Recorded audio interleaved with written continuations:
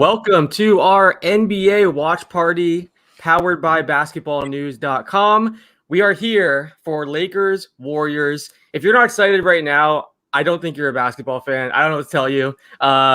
We've been talking about this all day. We've been waiting for this moment. Since it became clear that the Warriors and Lakers could even potentially play each other, we've all been looking forward to it. Now it's finally here.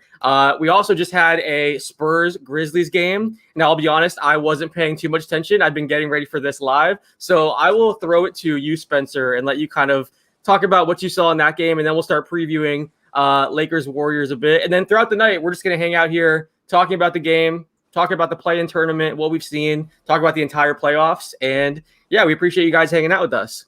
Yeah, no, for sure. And the first game was a lot more exciting than I think a lot of people had anticipated, just knowing what the Spurs record was. They finished the season pretty much on a bad note, and they ended up taking it to the Grizzlies. And for a second there, it was looking like an Indianapolis-Charlotte type of feel, but the Spurs kept battling there in the second quarter, kept coming back. Their vets were huge: Rudy Gay, Patty Mills. They really did a nice job of keeping them in the game. And for a minute there, they took the lead back in the fourth quarter, and it was looking like the Grizzlies were gonna, almost kind of choke this away. But then Dillon Brooks just took the game over, pretty much. And by the way, Dillon Brooks, what a job he did on DeMar DeRozan tonight, holding him to, I think, just 5 made field goals. And man, he was just all over him, ball denial, off the ball, just standing up to him, pretty much just body to body. And it was really, really like fun to watch because it was a very old school game. And by the way, this thing isn't over yet. It's 99-96 with 9 seconds left. Memphis ahead. I believe it was Rudy Gay that just knocked down a 3. But again, huge contributions from the veterans in this one. The last buckets for them. What was that? I think you were getting some feedback on your end, Spence. There was some audio coming in, I think, from maybe a TV or something. No, my TV's down. I swear. I'm not sure where that was coming from then. So, Clips, what were your thoughts on what you've seen so far? Return of the mid-range jump shot. Like Spencer said, it looked like an old school basketball game, just jumpers left and right. And, Dillon Brooks, this is one of those games, man. Your breakout game. He looked really great. They're grinding it out at the Grindhouse, and the veterans stepped up. It was interesting. Way more fun than I thought it would be, definitely. And I think we're burying the lead here too, guys. Jonas Valanciunas, just 2020 game, really just giving them issues pretty much the first three quarters or so. But credit to Pop, because Pop put Gorgie Jang in, and he really did a number on keeping JV off of the glass. So that was a solid adjustment on his part. Just kind of defensively, I think that this game was very well contested. Again, just kind of that physical nature to it. And I've had a lot of fun watching this game. And I know we're supposed to be talking about the Lakers and Warriors, and we'll get there when we get there. But this one's still not quite over yet. So we'll see. For sure. Real quick, I do want to announce a giveaway that we're doing tonight. Basically, if Stephen Curry scores more than 30 points, we're giving away $100 to someone that retweets and likes our tweet on the Basketball News Twitter account. So go to the Basketball News Twitter account, retweet and like that tweet. And if Steph has 30 points tonight, then someone's going to win $100. And we're going to announce it here on the stream. So as if it's a game. Have 30 points, definitely. Steph's going to have to have way more than 30 points. Hey, I think it's going to happen. But yeah, so as if this game wasn't already exciting enough, you could win some money while you're watching it. So pretty exciting stuff. We'll announce that later. Tommy, for those of you guys who don't know, Tommy Beer is our newest writer at basketballnews.com. He covers the Knicks and the NBA as a whole. So first of all, congratulations on your Knicks. Exciting times. I feel like we've known each other for many years, and usually you're writing about the struggles and just, blown draft picks and bad signings and things like that. So I want to congratulate you on having such positive things to write about these days. But I guess what are your thoughts on this Lakers-Warriors game that's coming up here? Yes, it's preparing for the playoffs instead of looking at lottery picks and seeing how the ping pong balls might fall has certainly been a welcomed change. I think you let it off the top, Alex. It's if you're not excited about the start, this Lakers Warriors game, then you just haven't been paying attention. The thing I find most fascinating about it is, regardless of whatever sport book you want to check out, the Lakers are, basically the favorites to come out of the West, if not the favorites to win the whole thing. And the reality is they could be playing an elimination game 48 hours from now, it's just before the actual playoffs even start, because this game's technically not a playoff game. Obviously they're the favorites to win tonight. I think Vegas has them like 5.5 point favorites. But listen, we know Steph can go off. That gives them a puncher's chance. Draymond Green and Wiggins could have a good game. So will be fascinating to see. Steph's playing as well as he has in a long time. The greatest shooter the game has ever known, worth the price of admission. So I'm definitely looking forward to it. Should be exciting. Should be fun.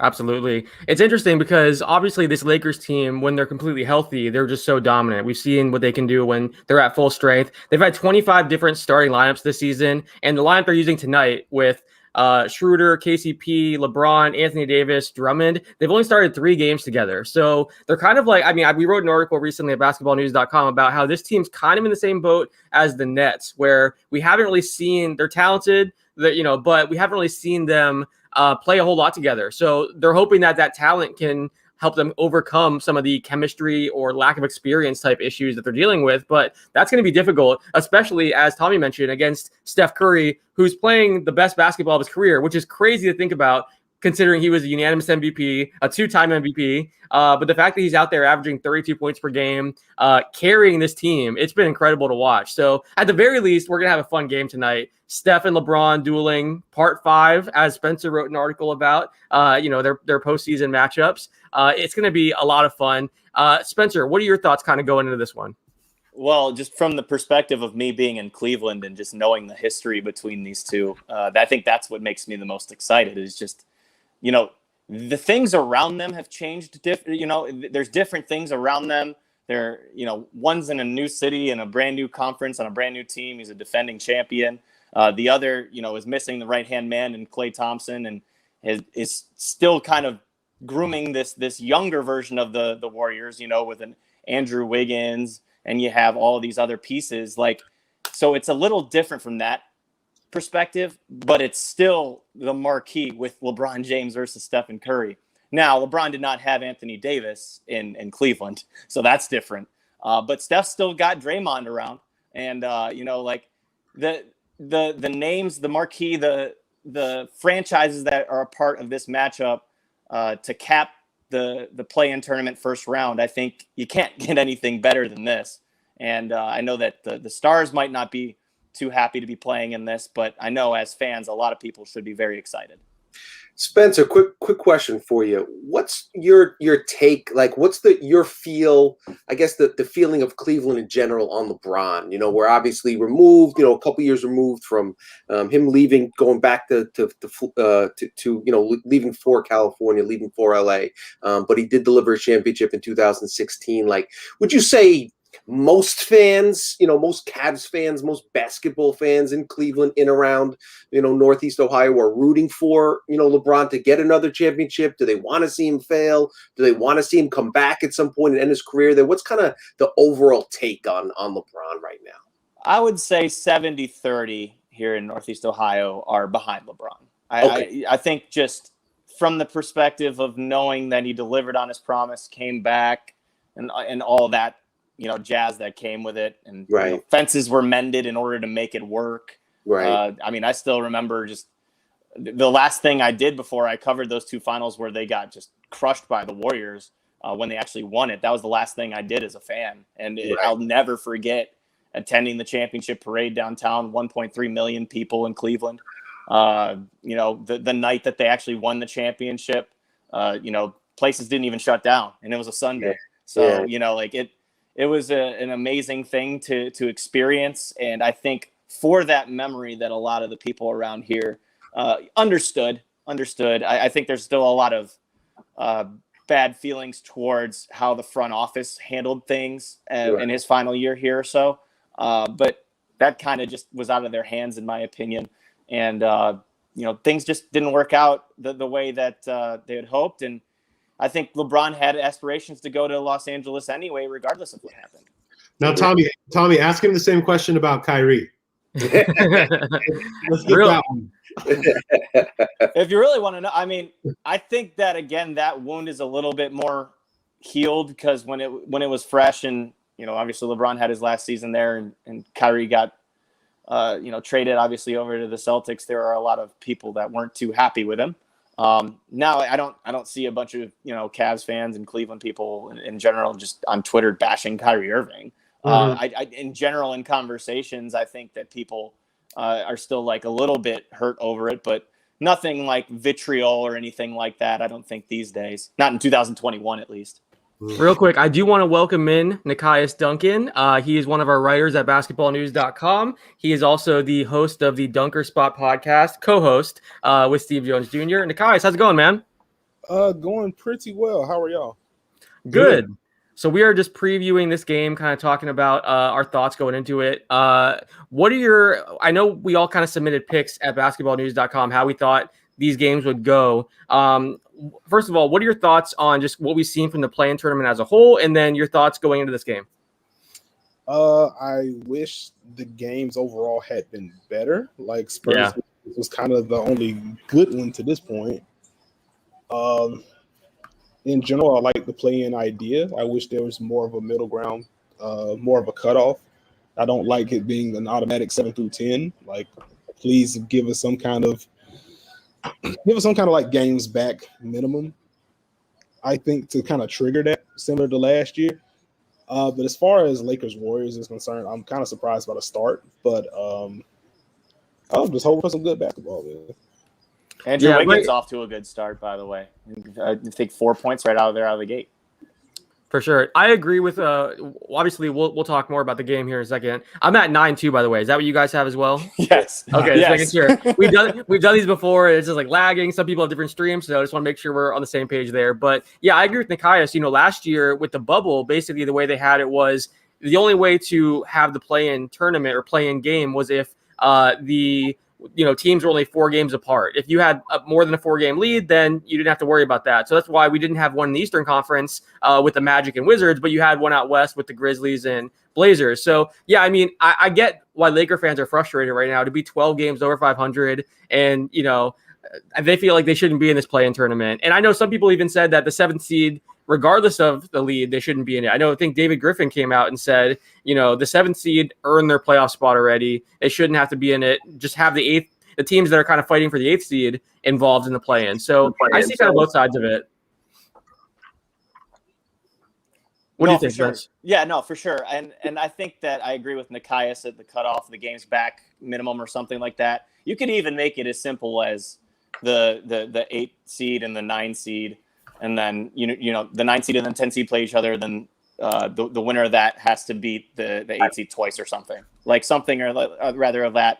Instead of having these teams that are, 5-6 games under 500 get a chance at the new play-in tournament, feature. So I think I would eliminate the 10 seed personally, and then just go with 9 and yeah, and that's hard. That's hard. Just have the 9 seed beat the 8 seed twice. And then if the 8 seed wins the first game, then 8 seed's the 8 seed. I think that would be just something simple. Or just try your hardest to not be in the 8th or 9th seed. There you go. There's always that too. The whole year. Do that. There's always that too. And you know what? The setup of it this year, I get it because there's 10 less games and you don't have quite the opportunity as you would in an 82-game season. So I get that. But yeah, the 10 seed thing might be pushing it a little bit. No, for sure. Real quick, while we're at a commercial break here, I do want to thank our sponsor, BetQL. Basically, for those of you who don't know, BetQL They have a best bets algorithm that scans over 350,000 bets per year to give you a best bet recommendation for every game across all major sports. They also give you the reasoning behind why you should place the bet. You can get an edge on the NBA playoffs, NHL playoffs, MLB season. You can download it at BetQL. It's the only app you'll need to make smart bets. They also have a ton of other tools like sharp data, so you can see who the pros are backing, and line movement, so you can jump on betting opportunities in real time. Plus, you can save all your picks in one place and track your success and winning streaks, as well as view your ranking on their leaderboard. So go to the App Store or Google Play Store and download BetQL. You can also go to try.betql.co/BBN stream. And if you enter the discount code BBN stream, which is up there at the top, right? If you want to remember it throughout the night, you'll get 25% off any of the subscription packages. So BBN stream, download it and use that code and you get 25% off. Don't miss out on the chance to beat your sports book this summer. So thanks to BetQL, and thanks for the shirt. Appreciate you guys. So yeah, I had to shout them out.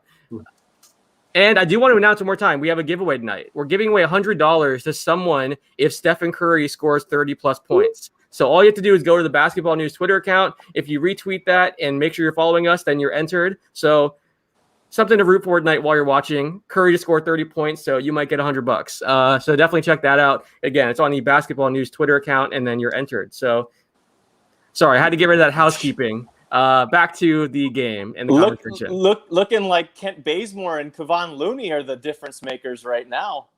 They're coming out and playing with some intensity. I'm just noticing that, and Wiggins attacking off the dribble early. Looks like the Warriors aren't messing around here, especially in a road game here. How shocking would it be to everybody here if Golden State won this game? Would you guys be shocked, or would you? I don't know if shocking's the right word, but I don't know, I would man. be surprised. Mm-hmm. Like, I wouldn't be shocked. Okay. Like, there's degrees. Okay. You know what I'm saying? Like, I want to say, I'm looking at our picks right now. So we all did picks for all the different playing games, and I think two of our writers chose the Grizzlies or chose the Warriors. Let me see who chose the Warriors. It was Chris Sheridan and Ethan Fuller. Okay, so none of them are here, unfortunately. I was hoping someone that chose them were going to be on the stream and we could ask them, but the rest of us chose the Lakers. Nekias and Spencer, you were both 2-0 last night. I haven't checked it since. Did you guys get the early game right today? Yes. So both of you did. We are both 3-0, and I think we had the same exact picks. You guys both have Lakers, so that's true. So if you guys get this one, then you're 4-0. So I'm pulling for that. That's what I'm rooting for now. I promise this ain't like middle school. I'm not copying off of Nekias's picks or anything like that. I promise I had all of mine that were decided before. Hey, I can verify that. Spencer actually submitted his first, so I can verify that. He did change them after Nekias submitted that. No, I'm just kidding. But he did have his first. LeBron just out of the backboard, by the way, guys. Just breaking that out real quick. Side of the backboard. Side of the backboard. Give him the same hate as you gave Paul George, please. Andrew Wiggins is off to a start, guys. Oh, my goodness. Quick 7. That's really what they need, though. I think, Spencer, in your article about this game, you wrote about how Wiggins could be the X factor, and looking great so far. Well, I mean, you just got to think that if you're the Lakers, your game plan is to definitely trap Steph as soon as he comes across half court, doubles, all of that. But the problem is, and I cited this in the article, even in double teams, the Warriors are scoring double teams on Stephen Curry, particularly. The Warriors are scoring 1.16 points per possession. So that's still top 10 in the NBA. And it's basically, do the other guys make shots? Do the other guys make plays? And so far, it's happening. One thing that I know, Nekias, on your guys' podcast, The Dunker Spot, you talked about how LeBron has looked better in this return than when he tried a few weeks ago and, played 2 games. What have you seen from LeBron, in the 2 games that we've seen before this playing game and then so far here? And I guess what looks different about him, from this return versus when he tried maybe prematurely a few weeks ago? I just think the movement's better. Just a little bit more burst on the drives. He's getting up higher when he does attack the basket. I mean, the IQ and the passing and all that good stuff is always going to be there, but just athletically, he looks a lot more confident. For sure. I would have to agree with that. And, I mean, there's the one thing that you know about LeBron is just when it comes to play-in time, not playing time. This is the first time he's played playing time, but playoff time is that he's going to be locked in. What I did think though is in knowing LeBron and how he treats the playoffs is game one's usually a feel out. That can't happen in a game like this because this is, even though they're not out if they lose, this is something where it's basically a must win to get the highest seed. So you can't really feel it out and see how your teammates do and react in these situations. He's just got to kind of drive the bus again, almost like it's a game 5. Well, and the Lakers want to see Phoenix, definitely. 100% they want to see Phoenix. In what context do you think they wouldn't want to see Utah? They own Phoenix. They have no answer for the Lakers at all. By the way, I feel so bad for Phoenix. You wait all this time, you have your best season in so long, and then, next thing you know, you might be facing the Lakers in round 1 when they just got healthy. Like, that's brutal. Eric Sarr is a friend of ours, big Suns fan. We were in a fantasy football league together, and we were just we're always joking with him about his Suns, and I do feel really bad for Suns fans because that's really just it's very unlucky. It's unfortunate the way it kind of played out. I got a question for you guys. Are you surprised that the Lakers went with Drummond to start instead of putting AD at the 5 and starting Kuz? Yeah, they weren't going to do that. Yeah. Okay. I think they've made it clear that their preferred starting lineup is Schroeder, KCP, LeBron, AD, Drummond. I was just thinking out loud just because and even though Alex and I talked about this multiple times, that you don't want to you don't want to play into the Warriors' hands basically by playing small ball, and you want to use your size. I'm just thinking from the perspective of knowing how Draymond Green plays, pulling out somebody out on the perimeter since he's a point forward, somebody that averaged 9 assists a game this year. I just think that in certain lineups, you're definitely going to have to play small in situations that call for it. I think they also like Kuz off the bench. I think That's true. I think, they wouldn't want to screw that up. What have you guys thought of Drummond and how he's looked for the Lakers so far? I mean, Spencer, you obviously covered him in Cleveland before, the buyout, everything that happened. What are you guys' thoughts on what we've seen from Drummond? So with Dre, I think the way that you get him the most engaged is to get him the ball. And obviously that shouldn't be his role in Los Angeles with all those playmakers and all those scorers around him. I'm just genuinely curious if he can buy into a role such as a Dwight Howard or JaVale McGee for this team because they have so many different bigs. You look at Marc Gasol, you look at Montrezl Harrell, who's essentially out of the rotation now. You got Markieff Morris, who hasn't seen the court in games. So they have versatility at least at that position now that they can match up with pretty much anybody. But Dre, if he can just commit to being that guy on the cleanups, when you have mismatches, defensively, I think he's pretty good defensively at getting deflections. He might have a little bit of trouble if you get him out on the perimeter. You might be able to get past him. But just having a body in there and just the size that he has is definitely imposing figure. But I just think this year his defensive focus just on getting deflections and just showing a body has been big. So if he can translate that over to Los Angeles and have guys like Anthony Davis and LeBron show him the ropes, then I think that he's going to benefit from it tremendously. I feel like he's saying all the right things too. Like it's the same thing that we saw with like JaVale McGee and Dwight Howard, where they had this reputation coming in, and they basically were like, "No, we're gonna do whatever we can to help this team win. We're gonna make sacrifices. We're gonna do all that." So for Drummond, it's smart. Not only is it smart because he can win a championship, but also it helps his stock going into free agency if he plays well and shows that he can take on that role and make those sacrifices. Because the knock on him was always that he put up big numbers on bad teams. So I get, I do think some of that is just him trying to say the right things to get paid, but it seems like from everything that we've heard behind the scenes, it seems like he's kind of being that person too. He's got to star in his role. He can't be somebody that catches it out on the baseline and tries to do all these guard moves to get to the basket because one, his finish rate wasn't great on those this season. That's an understatement. And two, I'm gonna tell you, it's just like if he gets it out of his mind where he's trying to play this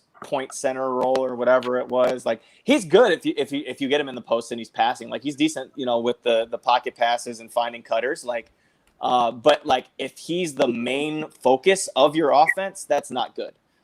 So if he gets away from doing that and gets more into the mode of, again, being the cleanup guy, getting the extra possessions for your team, starring in your role, then he's going to be perfect. Yeah, real quick, I want to add in one more person here. Mark Gunnels is in the building. Mark, how's it going, man? Man, how you guys doing? Good. What's going on, Mark? Good, man. Just chilling, watching the game like you guys, man. Enjoying the topics. Great discussion going on. So, pleasure to be here. Absolutely. We were just talking about Andre Drummond and kind of what we've seen from him. Obviously, he was the big pickup for the Lakers after the buyout, or after buyout market. And I mean, there were a lot of rumors going around about the Lakers, like, would they go after Kyle Lowry? And apparently they had some deep talks with the Raptors about Lowry, but obviously Drummond was their big pickup. Mark, what have you thought so far of Drummond? Not even just in this game, but just in general, what we've seen of him, since he joined the team. Well, he obviously brings a great rebounding presence to this team because we know AD doesn't love playing the 5. But I do believe come playoff time, it's going to be kind of like last year when they rotated JaVale and Dwight. Like, this series was a JaVale series, and this series was a Dwight series. So depending on the matchups, I think we're going to see them rotate, and one guy is going to be left in the doghouse because Marc Gasol obviously brings them more floor spacing, another playmaker, something that Drummond just can't do. And then we'll see a lot of AD at the 5 as well. So I think there will be times where Drummond he might get some DNPs. I definitely will see that in the playoffs. We saw Gasol getting DNPs, and Nekias, you wrote a great article about it, just, the lack of minutes. I know early in the year, there were Laker fans that were saying, cut Gasol, we don't want him. They were very frustrated. You go on Twitter and just see tons of negative comments about Gasol. Now, there were a number of games there since they signed Drummond where he was not playing at all. He's made some comments about it and just his lack of a role. Nekias, you kind of went in and broke down his film and his numbers to see why he wasn't playing and if that was the right move for the Lakers. What are your thoughts on kind of their front court rotation and how they've kind of handled it? I guess in a vacuum, I wish Gasol was playing a little bit more. Like, I do think what he brings as a high post passer and as a spacer in general would definitely help this Laker offense that frankly hasn't been very good all year long. So I think that's just an element that he would help with. But I do understand making the bet with Andre Drummond, just what he brings as an interior presence, as a rebounder, as a guy that can challenge shots at the rim. They're playing him a little bit higher in pick and roll now, and the results have been a little hit or miss. I think just his presence out there and how he's been navigating that also played into how the Warriors started out pretty well in this game. But it's tightened up now, but just having him that far out and navigating that just kind of allows Golden State to play advantage basketball behind that. But I'm mostly okay with what they've gotten from him.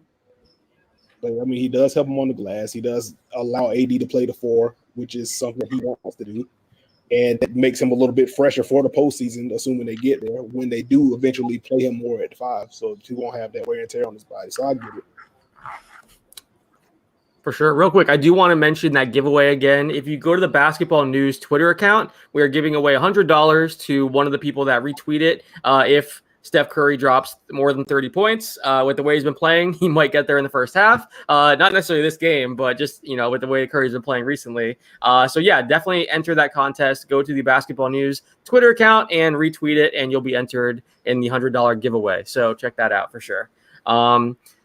Spencer, go ahead. You look like you want to jump in. No, I was just going to say Alex Caruso hit a wide open 3. There wasn't anyone like within even 10 feet of him.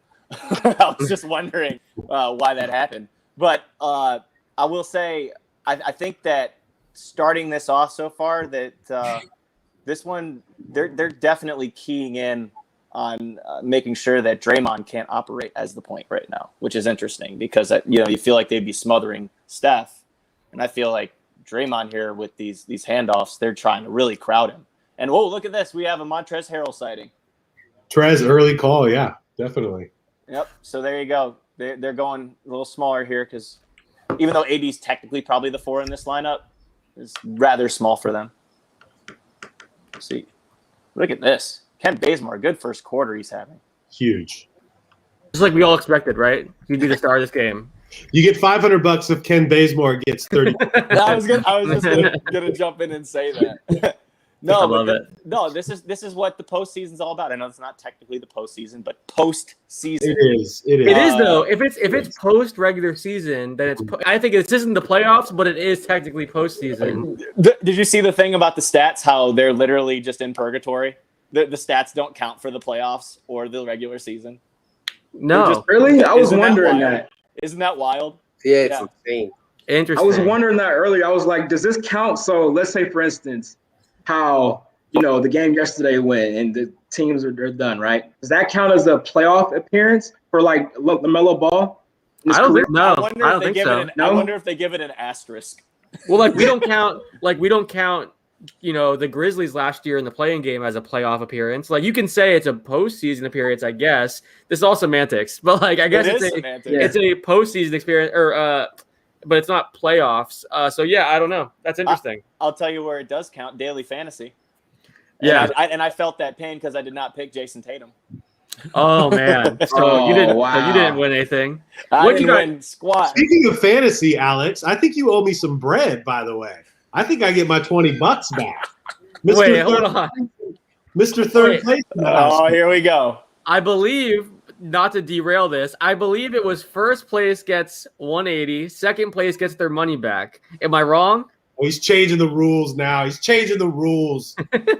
I'll double check. I'll go back and double check that. But I might, if I gotta send you $20, I'll send you $20. I'm just kidding.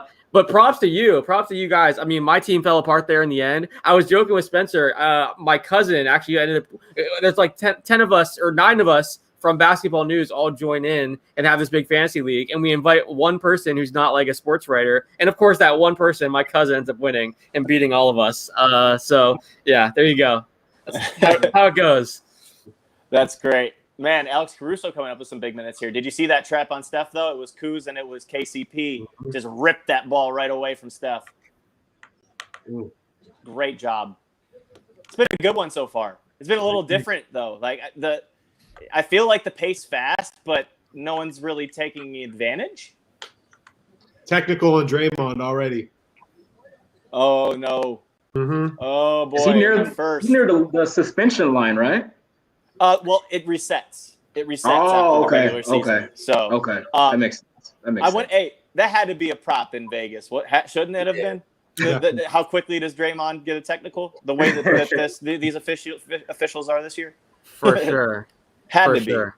Got to check that out on BetQL. I bet you they have it there. I saw somewhere, I don't know if it's true or not, but the 2 refs ref in this game, the Warriors are 1-15 in the last 16 times. That is wild, man. Whoa. That is pretty wild. So I don't know if that's fact checked or not, but I did see that popping up somewhere.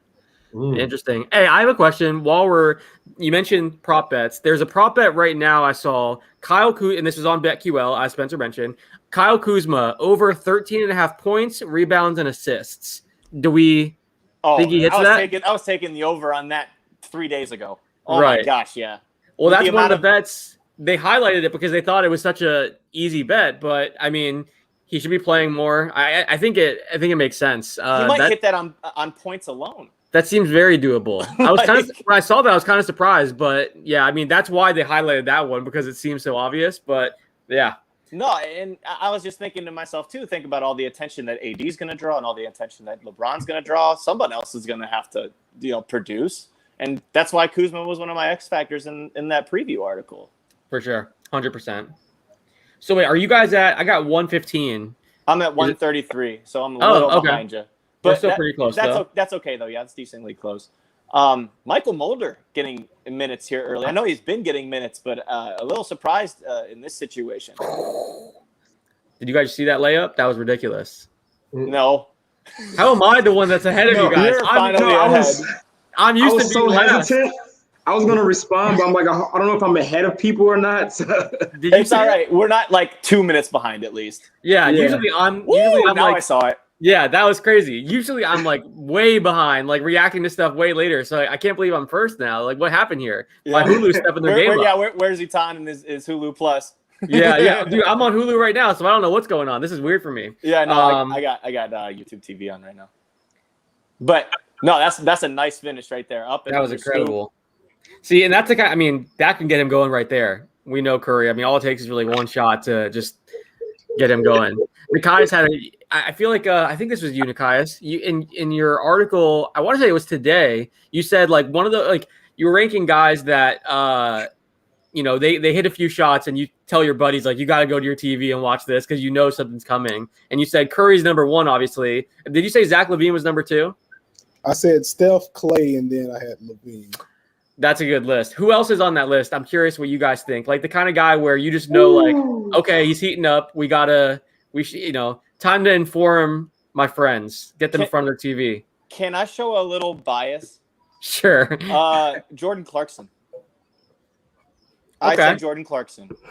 Just because, I mean, covering him in Cleveland, like when, Colin was still, a young pup and they had all the young guys. They still do, but when he was here, it was just he was a microwave. And come hell or high water, that dude was getting his shots up. And you saw that, obviously, when, Donovan Mitchell's been out. He's been averaging dang near 20 shots a game. He had 33 attempts in that one game. I can't remember who it was against. I think it might have been actually against the Warriors. But he started the game like 0 of 8 from 3 and ended up going 16 for 33 from the field. I just enjoy watching Jordan Clarkson a lot. He's got a very Jamal Crawford-y type of feel to me, just from the microwave scoring aspect. Maybe not necessarily the games, but I see what you mean. Just from coming off the bench, I think he's definitely a leading candidate for that sixth man award. But I enjoy watching him get going. It's fun. I would throw. I mean, this is a really obvious one, but Dame Lillard has to be thrown there, in my opinion. Of course. But you're telling your friends to watch if he's playing anyways, because he doesn't. He's gonna catch fire pretty much every game. I mean, he's incredible. You mentioned Jordan Clarkson in the Sixth Man of the Year race. Nekias, I know you had written a little bit about Joe Ingles, and there's been some debate about whether his case is stronger. Who would you pick for Sixth Man at this point? I would take Ingles. Like, I think he's been better this year. I think he's a better player. I think he's more important to what they do just because of the multitude of roles that he can fill. I respect what Jordan Clarkson brings as a scorer, but Ingles brings so much more to the table. Yeah, and if you look at just from an efficiency standpoint, the three-point shooting, the assists, even just keeping the ball moving, that one extra pass, Joe is so good at that. And just at probing the defense, honestly.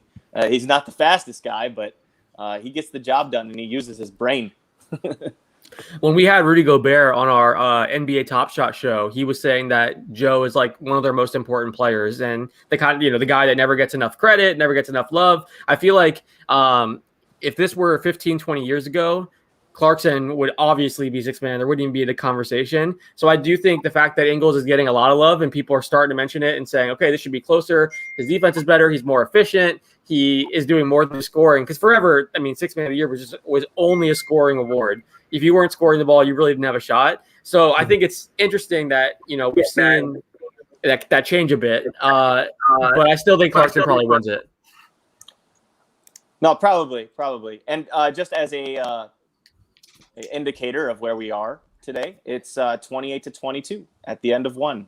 Does anyone have a box score in front of them? I'm usually the guy to give the stats, but my phone is literally my only thing here. Is coming from the phone here. So no, I do have it right here. Let me refresh and make sure it's LeBron and AD a combined 2 for 12 from the floor. Yeah, not great. It's just a start. It's a start. I think that Draymond AD matchup might decide this one. I'll tell you what, Tommy. Not to cut you off, I feel bad, but 1 for 7. The only time they faced this year in 8 minutes and 30 seconds, Draymond held AD 1 for 7 from the field. Yeah. Real quick. So Andrew Wiggins has 7 points. He is 3 of 5 from the field. Kent Bazemore has 7 points and 2 steals. Steph Curry has 5 points, 2 of 6 from the field, 3 rebounds, 2 assists. I'm hearing some feedback. I'm not sure. You guys hearing that when I'm talking? Yeah, I hear that. Yeah. Okay, we might need to throw some headphones in. I'm not sure where that's coming from, but I think it's gone now. I'm not sure.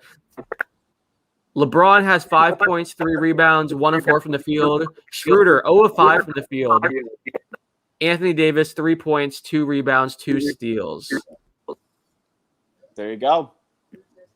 So first quarter, gentlemen, did it come out the way that you thought it would? Because this one, it appeared that the Warriors closed that quarter pretty well. Yeah, they did. I saw they was attacking the rim a lot, and I think Steph went to the line. I think I saw him at the line a couple times. So, yeah, but I want to go back to Alex mentioned earlier though, because I had a couple guys when you talking about guys that make a couple shots and you got to tell your buddies. I think we're starting to see Jason Tatum is entering that realm to be one of those guys. What a game yesterday! Yeah, that was crazy. That was nuts. Very fun. Who else, man? There's somebody else out there I'm thinking about. Beal, healthy Beal? Yeah, Bill's definitely a guy for sure. Bill's definitely a guy. I think Devin Booker. Was that the guy? Devin Booker. That's a good one. Yeah. I'm trying to think who were like the streaky guys. Like, you know, obviously some of those stars, you know, it's like, okay, this guy's about to dominate. But who are like some of the streaky ones where it's like, oh, it's going to be one of those nights. And, you know, it can go both ways with some of these guys. Try to think who kind of leads that category. Honestly, you could throw a guy in this game in right now. I would say Andrew Wiggins. You know, like he'll have a few games where he, you know, averages like 15, 17. But then he'll have that one game he goes for the 35 plus. Like he had 38, I think, last week in a game. So. Yeah, no, it's a good one. Surprise! Oh, there we go. Big 3 from AD there. So hopefully that can get him going because he's been struggling shooting the ball. He's 1 of 8 from the field, 0 of 2 from 3 until that 3. So maybe that's what he needed right there. I didn't know AD was in the game. That was Talon. Oh wait, really? Yes. I'm watching on my phone. It's so tiny. That's great. For those who want a behind-the-scenes look here, my TV stopped working today of all days, so I'm having to watch on my tiny phone and trying to make this work. So I won't be the one leading the commentary here anymore. I don't want to throw people off because I'm watching ant-sized players run around here. Yeah, there LeBron goes getting to the cup, didn't get the call, but it looked like pretty good defense by Looney there. What do the Lakers have to do to kind of shift the tide? I know it's not like they're like way out of this game. I mean, it's only a 1-possession game, but never mind. It's a 2-possession game now. Michael Mulder, again, another 3. What do they have to do in order to get this to a pace that they like and get this into a style of game that they like? Before we get a serious answer to this, did you see earlier when the sideline reporter asked Greg Popovich, your team is losing after the end of the first quarter. What do you tell your guys so that they're calm and they put this behind them and they get back in it? And he's like, we're getting our asses handed to us. And yeah, we'll tell them that. That's what I'll go with that. I'll try that out. And I love Pop. Literally, he's like, yeah, I'll try what you just said. That sounded good. Let's do it. Let's go with that. And they're like, all right. He's like, okay. And just walks away. It was pretty amazing. Brutal honesty. Lakers can't buy a 3 right now. Yeah, it just I don't know. It looks like a lot of standing around. Not too much in the half court going on here, which is a little bit surprising. I know that they want to get up and down in transition, but a lot of standing around, a lot of ball watching going on. Got to get more action. Yeah, and I don't know if this is an interesting lineup too, by the way, because you got LeBron playing the 4, and then you got Harrell here at the 5. No AD on the floor with Talon, Schroeder, and Kuz. So this is interesting. Interesting lineup here. Steph's on the bench, too. They got to take advantage of these minutes. Right. That's what I was thinking. I don't know if this is me just being paranoid, but does it look like LeBron is still favoring that ankle? I'm sure. He's taking it to the rack a lot. He's been taking it to the rack. He does, but I don't know. I feel like I can just see him kind of favoring a little bit in his movements. But maybe that's just me looking too closely. I think when he came back, he played like 27 minutes, 28 minutes. I think even 2 weeks ago when he tried coming back briefly, he played like around 28 minutes. So, we haven't seen him play a ton. I mean, he's definitely still going to be affected. Like playing 4 games since March 20th, like there's no question it'll affect him. Mm-hmm. Question is just like how much. That's exactly what they need to get to doing, by the way. There you go. Pick and roll with Montrezl Harrell. He's a hard diver to the rim. Get him going there. I know he's probably not the best free throw shooter, but just get him down there doing the dirty work, just like what Dre has to do. But in a different sense here, especially with Looney being the big here that he's facing off against. I think if you're the Warriors right now, Steph has 5 points, super small here, 2 of 6 from the field, and you're up by 5. I mean, you got to feel really good about that. No the question. Fact that, you know, they're getting tons from Bazemore, Wiggins, Mulder, like other guys are stepping up, which is not what any of us expected, you know? Well, they needed their other guys for sure. I mean, this is what separates, you know, the good teams from the great teams is to utilize, you know, players that are starring in their roles. And, you know, this is the time for them to come up big. Usually it's just kind of happens in the postseason, you know, just the guys we don't expect are the ones to step up, or we get these otherworldly performances from the stars. I feel like there's no in between. But yeah, no, this is interesting. A little small lineup too. They got Looney, Toscano, Wiggins, Poole, and I believe it's Mulder out there right now. So that's an interesting one because that's no Dre or Steph on the court here. Oh, Wiggins tried it. He did. Wiggins always gets up for LeBron, man. I like Wiggins. I think he gets a lot of hate, man. There's not a lot of big fans of Wiggins around. Yeah, I'm one of the few. Well, here's the thing. I feel like a lot of people with Wiggins is, you know, you get a lot of expectation with that number 1 pick. And I mean, you can look at just kind of the potential that's always been in him. And I feel like it's been unlocked this season. There was like a little lull, I think it was in March or something, where he was shooting off. But he's always been a good defender. I think that he's definitely taken the challenge this season. And, I mean, he's when you're on it, 18 a night, though. Guaranteed. Every night he plays, it's 18 a night. If Wiggins were drafted 25th overall and didn't have any hype out of high school, you're amazed by his career. The problem is not only was he the number 1 pick, but when he was 14 years old, you had all these mixtapes and stuff saying he was going to be the next LeBron and one of the greatest players. So, you know, not many players can have that kind of pressure and expectations thrown on them and live up to it. That's why, you know, LeBron is so incredible because we heard the Chosen One stuff and he still managed to exceed it. So I think that's what it is. Like you're saying, I mean, Wiggins is playing great, but unless he's a top 5 player in the NBA, some people just won't be satisfied because they had such high hopes. And it's just not realistic too. I mean, think about how many number 1 picks there are. Like, you know, not all of them are going to be this like crazy, you know, defying gravity and generational talent. Not everybody's Zion, man. Not everybody's. Well, and that's the thing. Like if you had to rank the number 1 overall picks and say, okay, well, who had the most hype coming out? Wiggins is up there with the Zion, LeBron of that list. Like, you know, he was Zion and LeBron. That's how you get on. No. I'm saying Wiggins is up there with like Zion and LeBron. You don't put Zion up there? Is that what you're saying? No, yeah. I'm saying I don't think they had LeBron hype for Wiggins. I didn't. Oh, absolutely. I didn't think so. Oh, I think when he was 14 years old, Wiggins had more hype than Zion. I think you can make a case.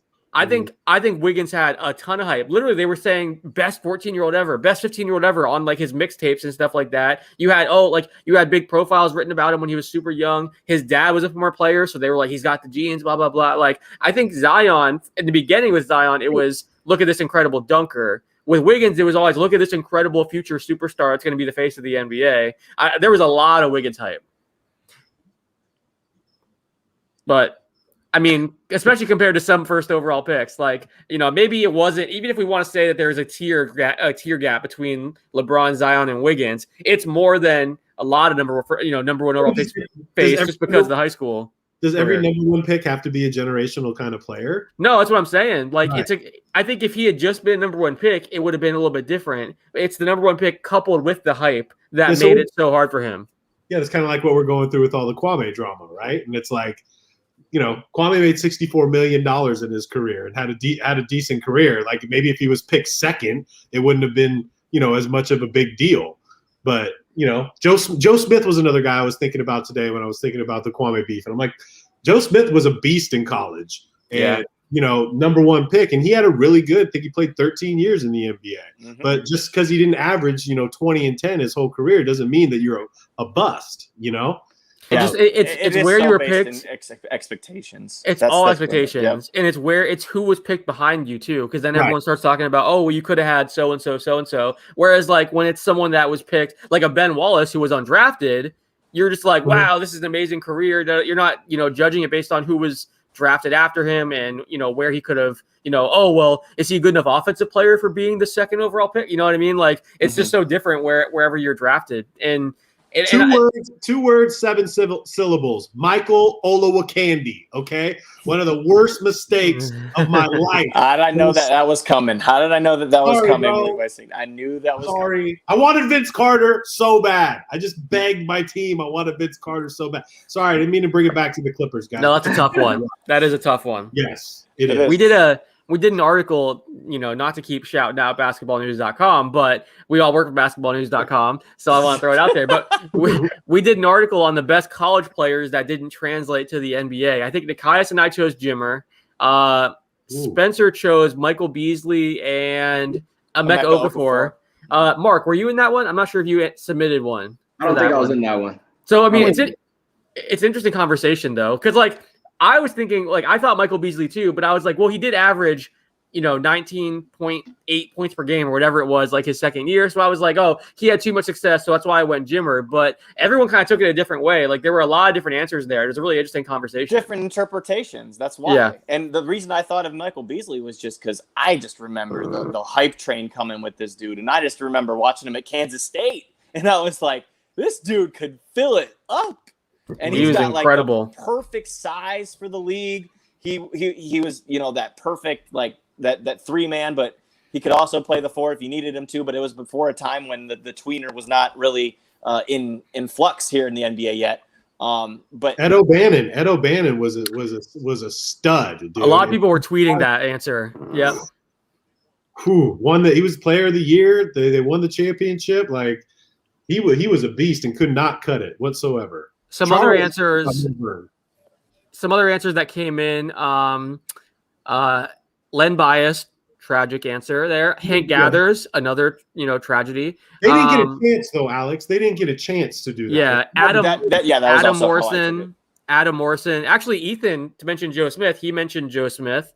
Let's see who else. Those are pretty much all the answers there. But it's an interesting conversation to have because again, someone like Jimmer, there was insane hype, and it's interesting because people even said when the draft pick happened, like this is a mistake. He went too high.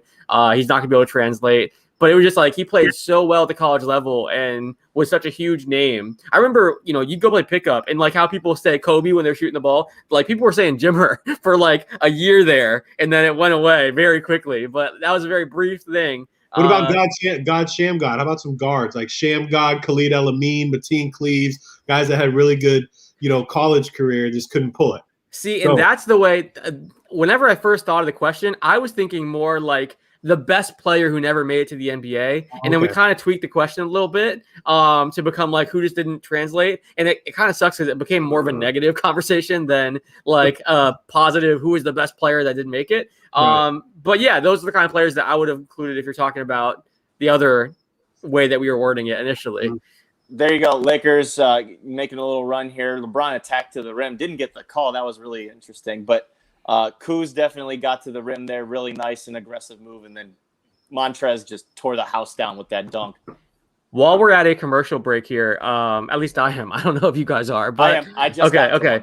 I'm going to tell an amazing Michael Beasley story. You mentioned Beasley. I have to bring this up. So years ago, he rented a private plane. He and his buddies were going to fly across the country, and they rented a private plane and, had his manager, agent set it all up. And they have a pilot there. They have the whole plane stocked up. All his boys are going to show up and go across country. It's a big trip they're planning. Beasley never shows up. So the pilot calls the agent and is like, what's going on? We've been here for an hour. No one's here. Pilot leaves. Beasley says, oh my God, I can't believe I forgot. I'm so sorry. I'll go there right now. So the agent calls the pilot back, and pilot shows back up, has the crew there, everything like that. Another hour or two goes by. Beasley doesn't show up. The pilot leaves again, and then the agent is like furious. Is like, what's going on? And Beasley promises he'll be there. Doesn't show up again. And then so they had to pay this crazy fee the next day, and had a different crew come out and stuff like that. But they were like 3 different times the pilot came back and everything. Dude just didn't show up and go on the flight. The next day, the agent had to pay this crazy fee, like basically saying like, no, I promise you he will be there. You can show up. He will show up. Eventually, Beasley did show up, but he's an interesting guy. So many red flags with Beasley. Even before he played his first NBA game, so many red flags. The people at IMG Academy, like here in Florida, have so many stories about him. Like there's like the story that he like autographed his name all over the school, like all over like lockers, and they were like, "You can't do that. Like we have to replace this stuff now. It's so expensive." There's so many. I remember one of the coaches there told me a story that Beasley wanted to wear 2 different color socks, and they were like, "No, you can't do that. Like we have like a uniform policy, blah blah blah," and like. He got like very upset and was like, I need to wear 2 different color socks. And they asked him like, I don't understand, like what's going on? And he's like, I can't explain it. I just need to wear 2 different color socks. And they were just like, that's just kind of like how he was. Like he did things his own way. And, you couldn't really, there was never like really a reason that he would give or anything, but he just kind of did his own thing. So, there were so many different red flags, like you're saying, that kind of came out. And he would show up late for practices and stuff like that. But then when he would actually play and be locked in, he was incredible. Like to Spencer's point, in college, he was so dominant. And that's why teams are willing to overlook that stuff and draft him so high, because the talent was there. And I think typically with like NBA GMs and coaches, they have this mentality that's like, yeah, the guy keeps screwing up and have these red flags, but like if we get him in our culture and our system, we can save him. We can da-da-da. And like you hear that a lot, but sometimes it just doesn't work out that way. Well, isn't Beasley still getting buckets right now? Like playing. Okay, what was his draft? His draft was 2008, correct? Yes. And yes. So that's the Westbrook draft. That's a Westbrook love draft. And I've been doing so much. OJ Mayo. Mayo was in that draft. Yeah. So and I'm sure you guys have been seeing it too. Like he's still playing pickup and dominant. Like he's killing like in the pickup games and whatnot.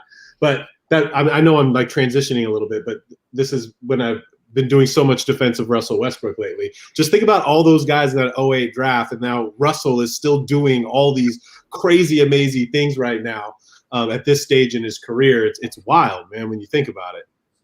Yeah, no, absolutely. It's pretty nuts to see what he's still capable of doing, and especially because so much of his game is built on his athleticism. So to be able to still dominate this level and have that same kind of explosive athleticism is pretty wild. What was his position though as an NBA? Like Nekias, what was Beasley coming in at?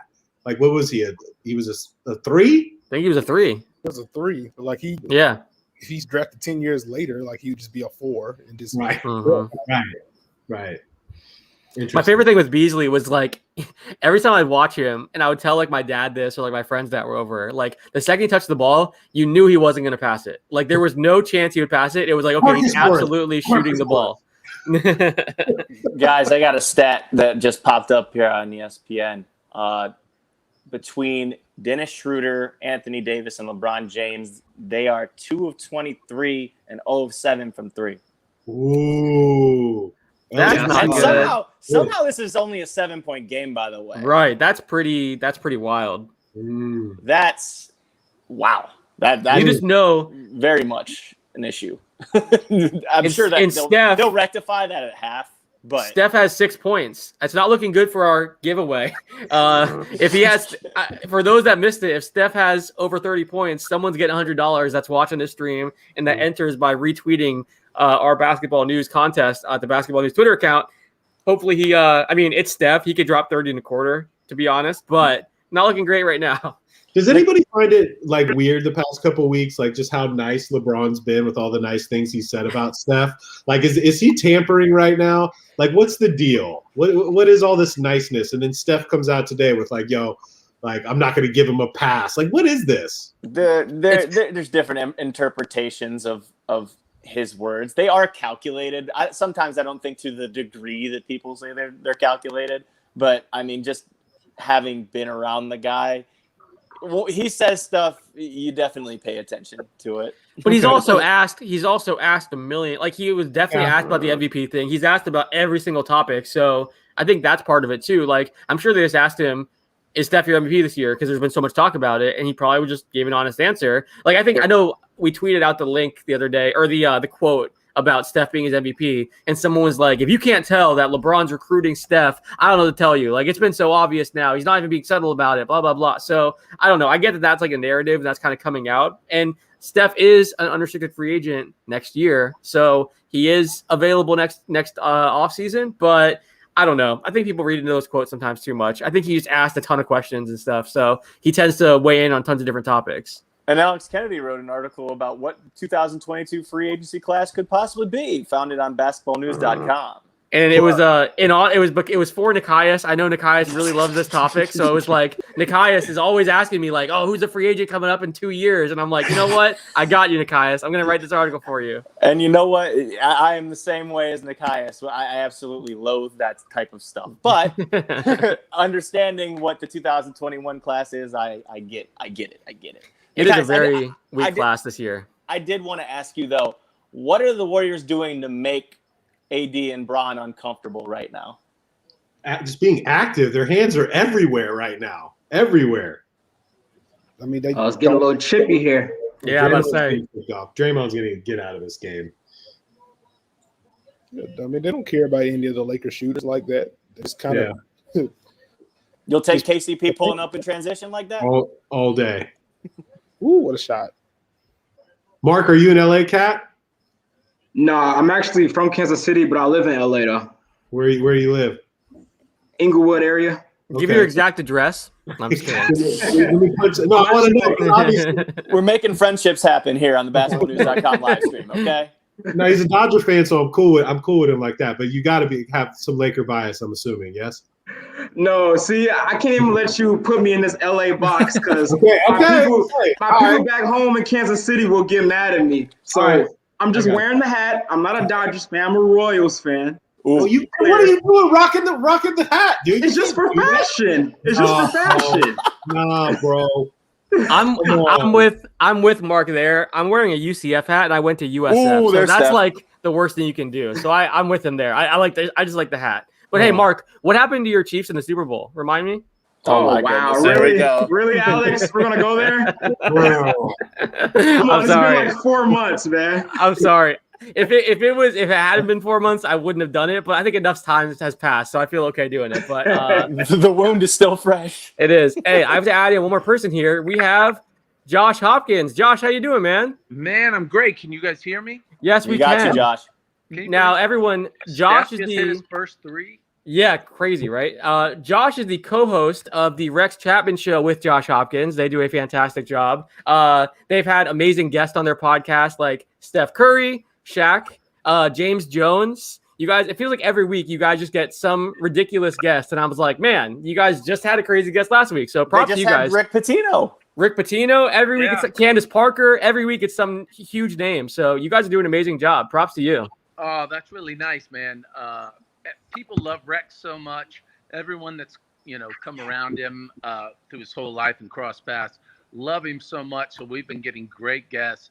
Rex is so good at this. He's so humble and articulate, and he's just got empathy for everyone, and he knows how to make people tell their truth. And it's fun to kind of watch it. I just throw in some quips, but people love Rex. While we're watching this game, obviously everyone's been excited about, Steph Curry's recent run. What were some things you took away from your conversation with Steph on the pod? Because, I mean, I was blown away. You could tell that obviously Rex and Steph have a big connection just because they've known each other for many years. Rex is a friend of the family. He knew Steph's father, grandfather. It was a really cool conversation. But what were some of your takeaways from that chat? First of all, just Steph was just such an intelligent, smart guy. You knew he would be, but his comments on the social aspects of what's been going on for the last few years were they were spot on and well said.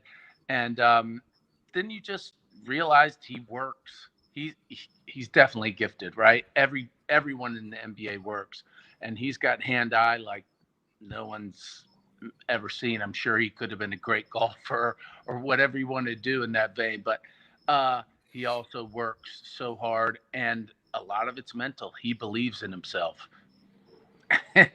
and here he comes, starting to really show out now. So that's what I took from it. He's just an intelligent guy and nice, and seems to be a family man. For sure. Yeah, he seemed to open up with you guys. It was a really, really good interview. It's on YouTube, by the way. Anyone who hasn't checked it out, the Rex Chapman Show with Josh Hopkins, Steph was on there. Definitely check that episode out. Everything that you guys talked about is still relevant. It's pretty evergreen, so I would recommend everyone go watch that. Spencer, go ahead. You're about to jump in. No, I'm just going to mention that it was on basketballnews.com's YouTube channel. And again, Josh and Rex did a great job with Steph. And he just mentioned it. I wanted to chime in as he was talking. Steph hit 2 straight threes and just got Jordan Poole involved. And it's a 12-point game, 49-37. You knew the Lakers were in trouble Yep. when he hadn't done anything and they were Right. big, you know. I'm a little bit behind, so Caruso, that was dirty. Also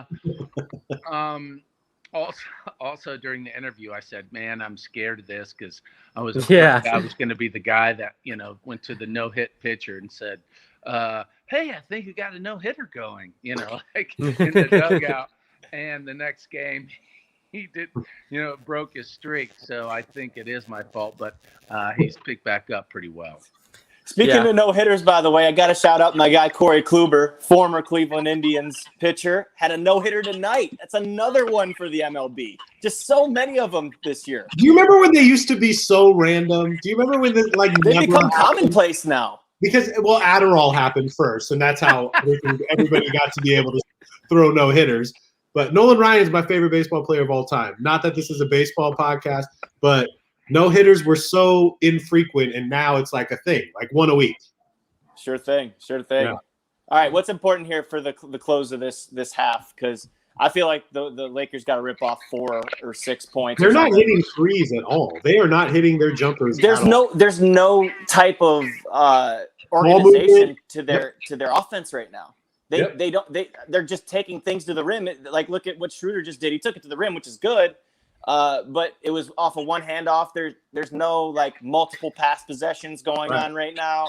They look like a team that's played 3 games together with this lineup, which is really what it is. It's Schroeder, KCP, LeBron, AD, Drummond played 3 games together. I think LeBron and Drummond only played 4 games together total, even with everyone healthy. I think even AD and Drummond only have 13 games of experience together, so they don't have tons of experience right now. I think you're kind of seeing that. No, for sure. And that's the thing. And they'll probably figure it out as this game goes along. I'm not, saying that they're not going to, but that's also a reason why I haven't picked them for a championship, because I haven't seen it on the court. I haven't seen it on the court. Who'd you pick? Don't say the Nets. No, I haven't made my picks. I've made them in my head. But you'll be happy with who I think's coming out of the West. Oh, sweet. So Dallas, you got Dallas. Awesome. It's totally. If you couldn't tell, no. Clips here is a huge Clippers fan, Josh. Just so you know. Josh, first of all, I want your setup, bro. Where are you at? The penthouse? You got the penthouse in Malibu? What's the deal, bro? Dude, I'm in Austin, Texas. My girlfriend's here on the phone. Hi, girlfriend. On her computer. You got a guest room? Because that's the spot right there, bro. Not bad. I got the couch working. Okay. It's good. Okay. I'm very good. Eating Josh. grapefruit at this time. Life is good. Sexy, but a grapefruit and basketball, not the usual combination. But here I am.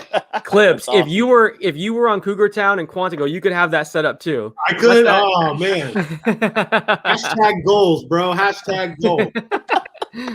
I love it. That is a great setup. It really is. Your backdrop looks awesome. It's amazing. Oh yeah, thanks. They'll take Okay, it. so really quick, going back to what you guys were just saying, like the chemistry, right? If the narrative for the Clippers was there was no chemistry, there was all this stuff going on. So if the Lakers don't end up winning a championship, is that going to be the narrative moving forward? Oh, they just didn't have enough time together.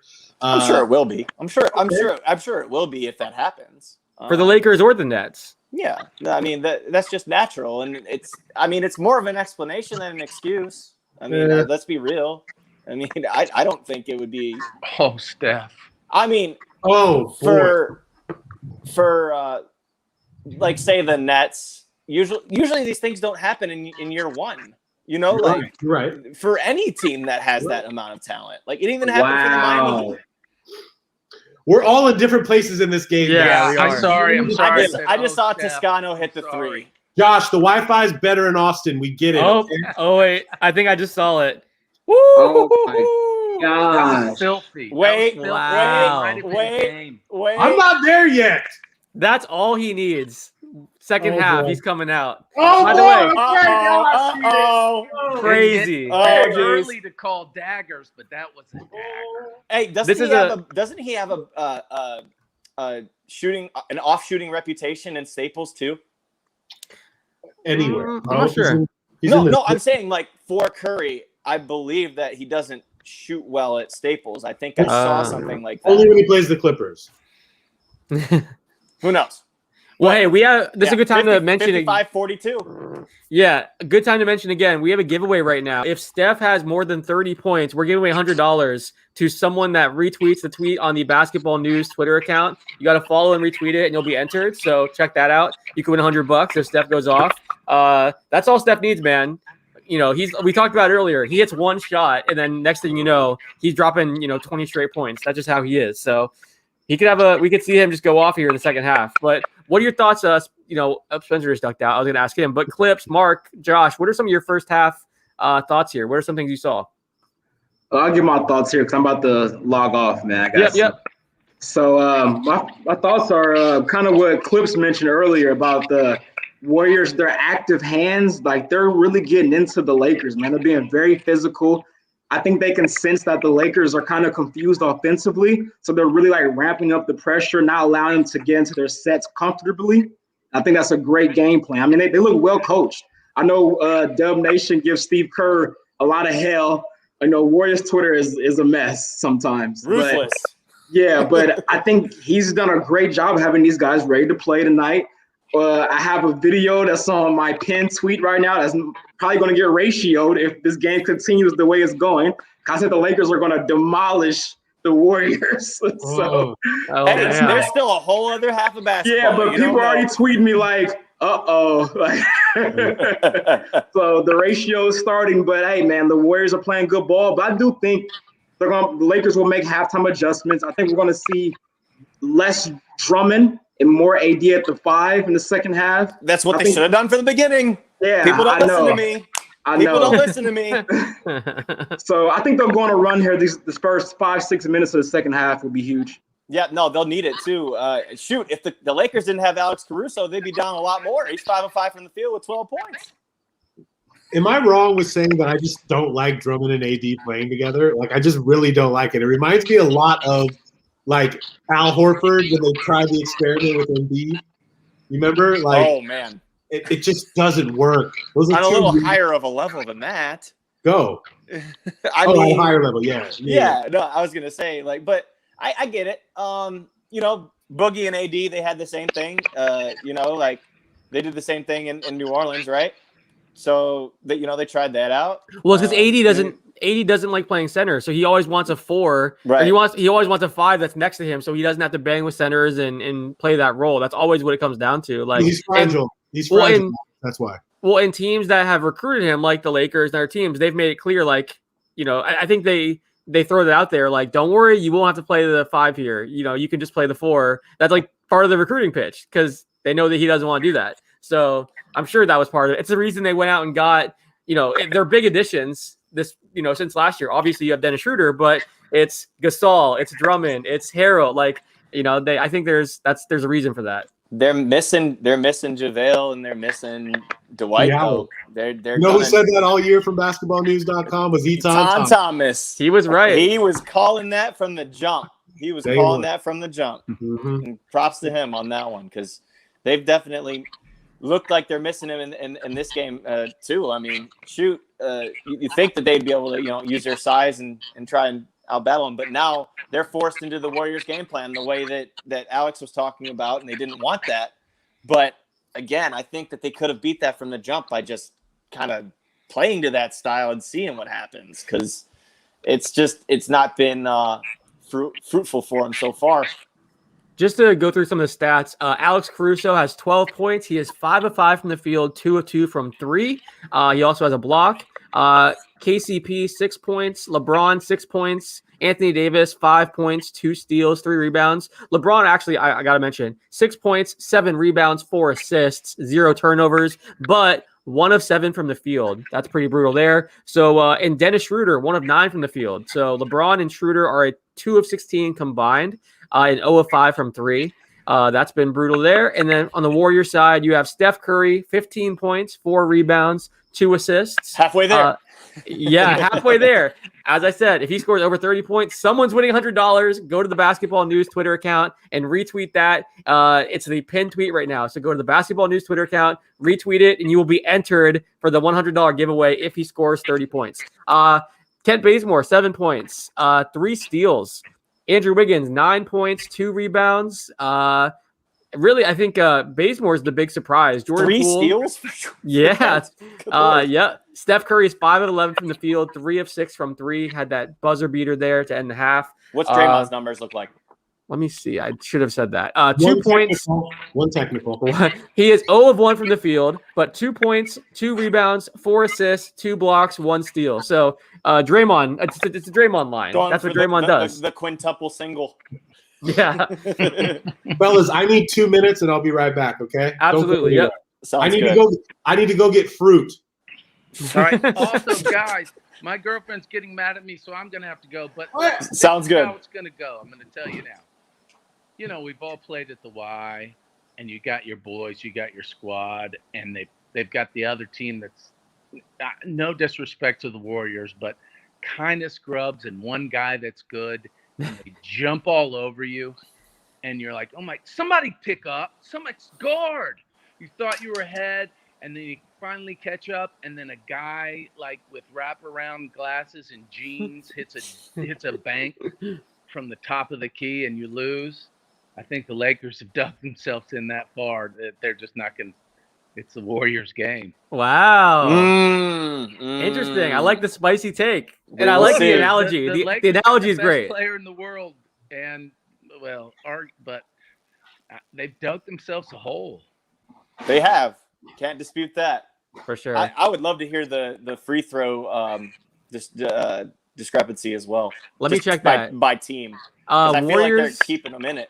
Warriors have 7 free throws. Lakers have 11. So 7-11 for the Lakers, 5 of 7 for the Warriors. Okay, there it is. But Josh, we want to thank you for joining us, man. We appreciate it. You are doing a fantastic job with the Rex Chapman Show. You guys are getting amazing guests. And I told you before, your questions are phenomenal. So thank you for jumping in and keep up the great work, man. Oh, you guys are kind, and it was fun to do this. I'd love to do it again. And please, people, watch the Rex Chapman Show. He's fantastic.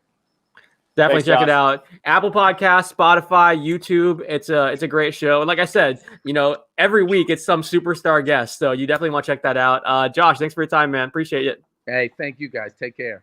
Take care. So he was saying that he has the we just changed here formats. My I'm up and camera's down thrown now. off. I'm up and down. I'm cool. We can go back. All right, that's better. So I don't know, Clips, when you were gone, Josh said that he thinks the Warriors have this one. The Lakers dug themselves too deep of a hole. What are your thoughts on that? I mean, look, energy and effort, right? It looks like the Warriors came out to play. Look, sometimes it seems to me that the Lakers, LeBron, AD, they go into games thinking that just talent alone is going to win the games. And, it takes a village to win some of these games, and the intensity is on Golden State's side. And we're seeing if Steph Curry gets any hotter, look, man, you're going to win ball games when Kent Bazemore is your guy getting you buckets, right? And Steph doesn't need – everybody kept saying Steph needs 50, Steph needs 50. No, man. What you need is just, effort from your role players that are going to make open shots, and that's not what's happening with the Lakers. Schroeder's missing open shots. If Caruso is your best shooter in the game right now. Yep. So – and if we know anything about LeBron, we know in the second half he's going to be extremely aggressive. He's going to swear up a storm in that locker room, I'll tell you that. Oh, 100%. You know that for a fact, right? Yeah, for sure. Real quick, one more thing really fast. One more thing. Yeah. No, go for it. Something that sticks with me, and I brought it up on today's show. Just one more thing. And I don't know if this is anything, but I brought it up too. Like, you're playing a playing game, right? And then 2 nights ago, you're like out with Drake having cocktails and stuff. And for me, it's like, it may not be that big of a deal for a lot of people, but this is a really important game. And if I'm LeBron, I'm not going to be at Drake's having drinks. I'm going to be focused because we need to win. We're talking legacy here. The last thing the Lakers can have is them lose this game, lose the next one, then you're out. That's the last thing LeBron needs. So little things like that. I asked Drew, obviously my Laker homie, my co-host, and he kind of felt the same way too. Do you think I'm making too big of a deal out of it though?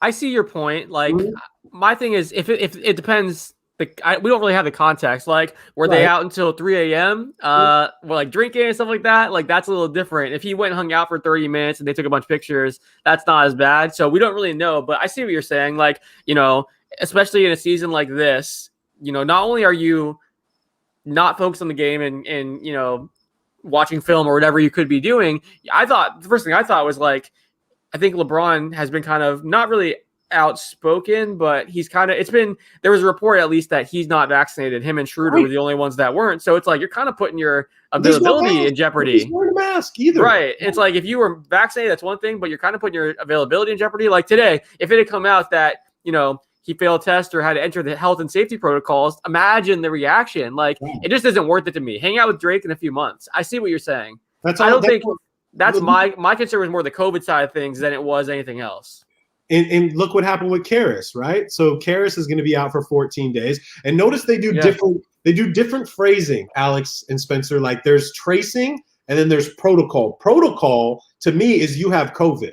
Like, you got COVID. You're out for 14 days. Tracing is like, we got to watch this for the next 5.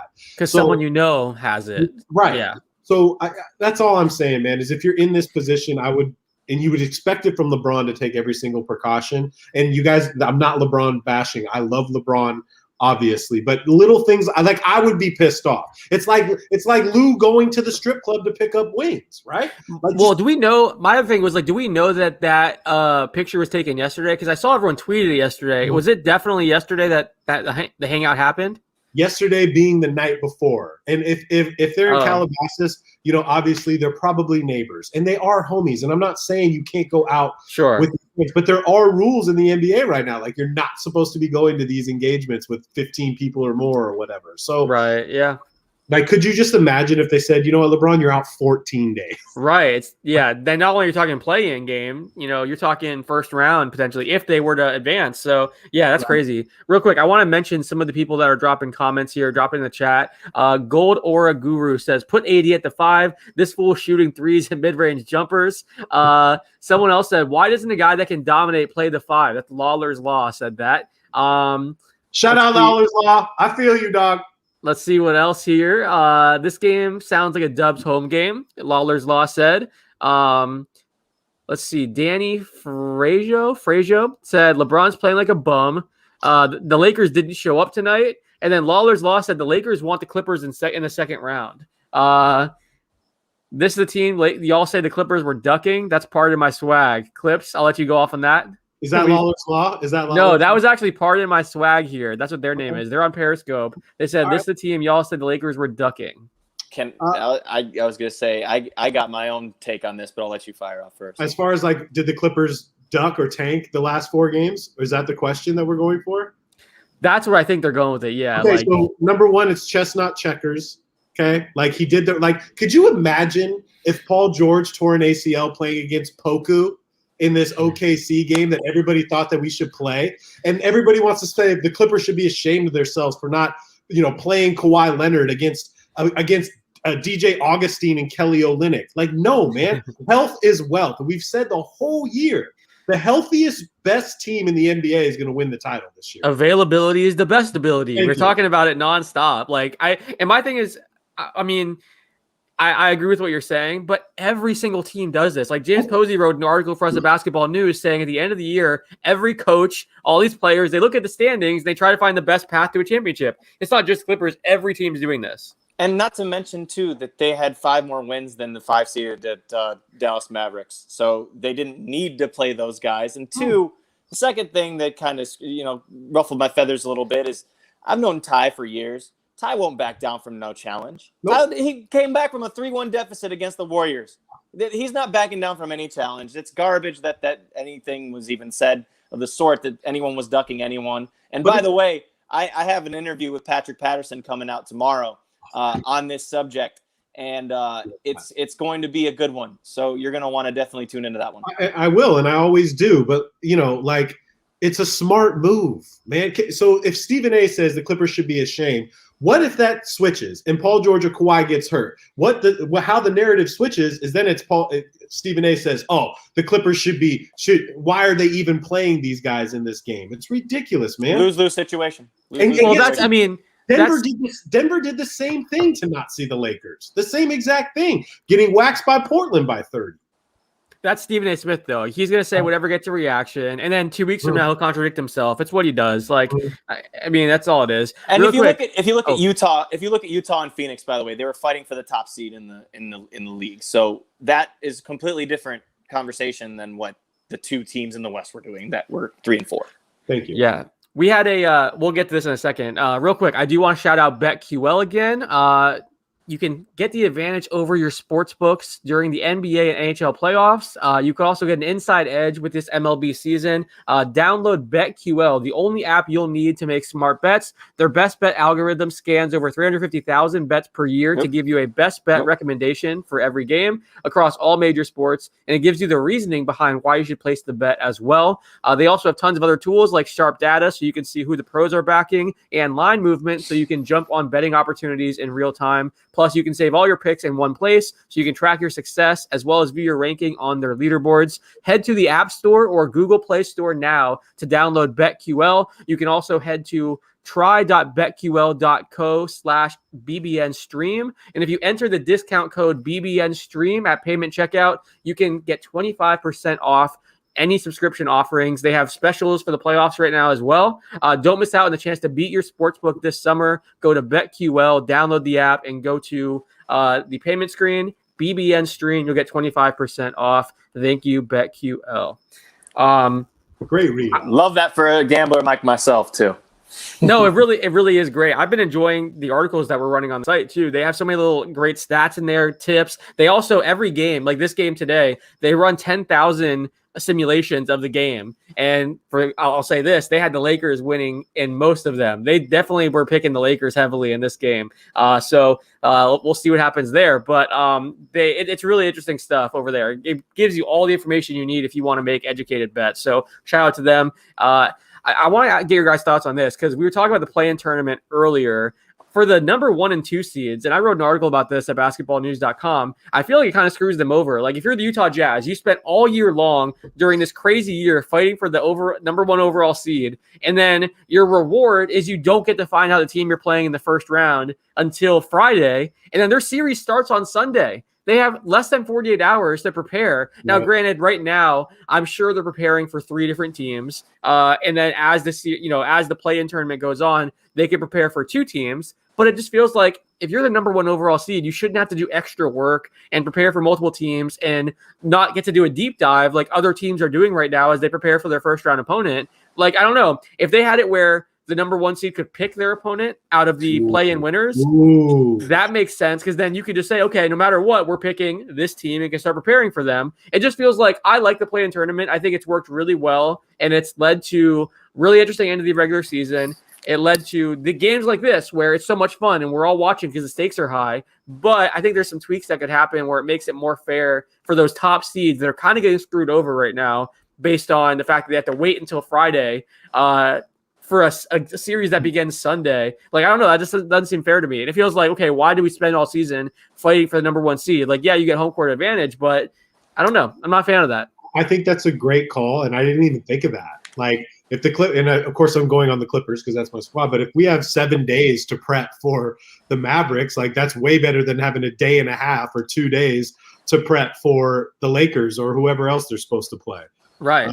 That means a lot. I didn't even Usually it wouldn't matter as much because there's such a huge talent gap typically between number 1 and number 8 seeds. Mm-hmm. So in most years, like last year, it wouldn't have been that big of a deal. People weren't going to talk about it. But because the Lakers happen to be a potential 8 seed this year and they could end up, pulling the Lakers, now it's like, okay, we have a day to prep for the Lakers. Like it just seems crazy to me. And some people have said, okay, well, whoever they're facing the first round is in the same boat. They can't really prepare for a team either. But my thing is like, yeah, but they kind of played themselves in that position. They need to go win the play-in tournament to get their thing. Why are we screwing over a number 1 seed when they really should get the, the best path to a championship because they earned it from the regular season? It just makes not only does the play-in tournament like make an entire season of games down to 2 games for certain teams, now it's also affecting a team that played hard all season long that is going to get way less prep time than anyone else. So I don't know. I think that's an aspect of it that I don't love. And we talked about it earlier too. Like the 7th seed being involved in the tournament doesn't really make a lot of sense to me. Like they should be in the playoffs. They're the 7th seed. If you look at it, like whether it was LeBron or Luka or Mark Cuban or Draymond Green, I think even Kenya Martin had a great quote for my article that I wrote. Like their issue is always with the 7th seed being involved. If you just had a few teams fighting over the 8th seed, that's a little bit different. But I think the fact that now you're dragging the Lakers, who are 12 games over 500, and having them participate in this kind of thing, and there's a big gap between them and the Warriors too. I think 3 games, or Lakers and Spurs, who there's a 9-game gap between those 2 teams. It just feels like the 7th seed shouldn't have to necessarily compete in this if they have a certain, gap between them and everyone else. Like you should be able to play your way out of the play-in game. Like last year, if you had a, big enough lead, you didn't have to do a play-in. It was just the 8th seed yours. I feel like they should make some changes here where, it's not a guaranteed lock that the 7th seed has to participate. You can play your way out of it if you have a big enough lead. I don't know. Didn't Phoenix win all of their games and they still couldn't even get into the playoffs last year though? Yeah. No, that's true. But yeah, it just feels like, and that's because they dug themselves a pretty deep hole before the bubble and stuff. Right.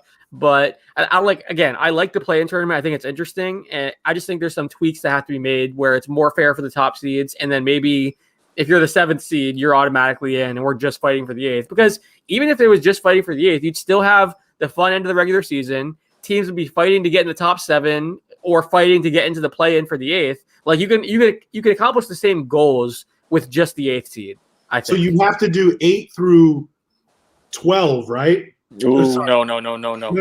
How does it work? No. I'm trying to see. Go like that. I see what you're saying. I would do this. I would do 8 through 10, have 9 and 10 play each other.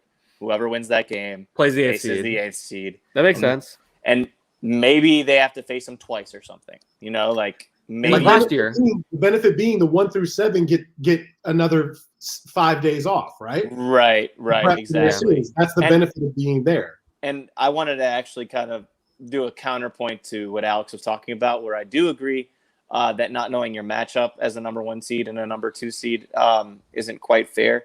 I think the thing that kind of balances that is that the team that won the play-in tournament and had to get in there had to play an extra game or had to play an extra game or 2. You also have the fact that those teams, the 7 and the 8, that end up being the 7 and the 8, didn't know who they were playing off the rip either. So it's kind of disadvantageous to them as well, even though they didn't earn what the 1 and 2 seed did. That's what I'm kind of getting at. But I think that you can look at it from both sides, and also the fact that, again, they played an extra game or an extra game or 2, depending on who it is. Yeah, it's so funny. That's true.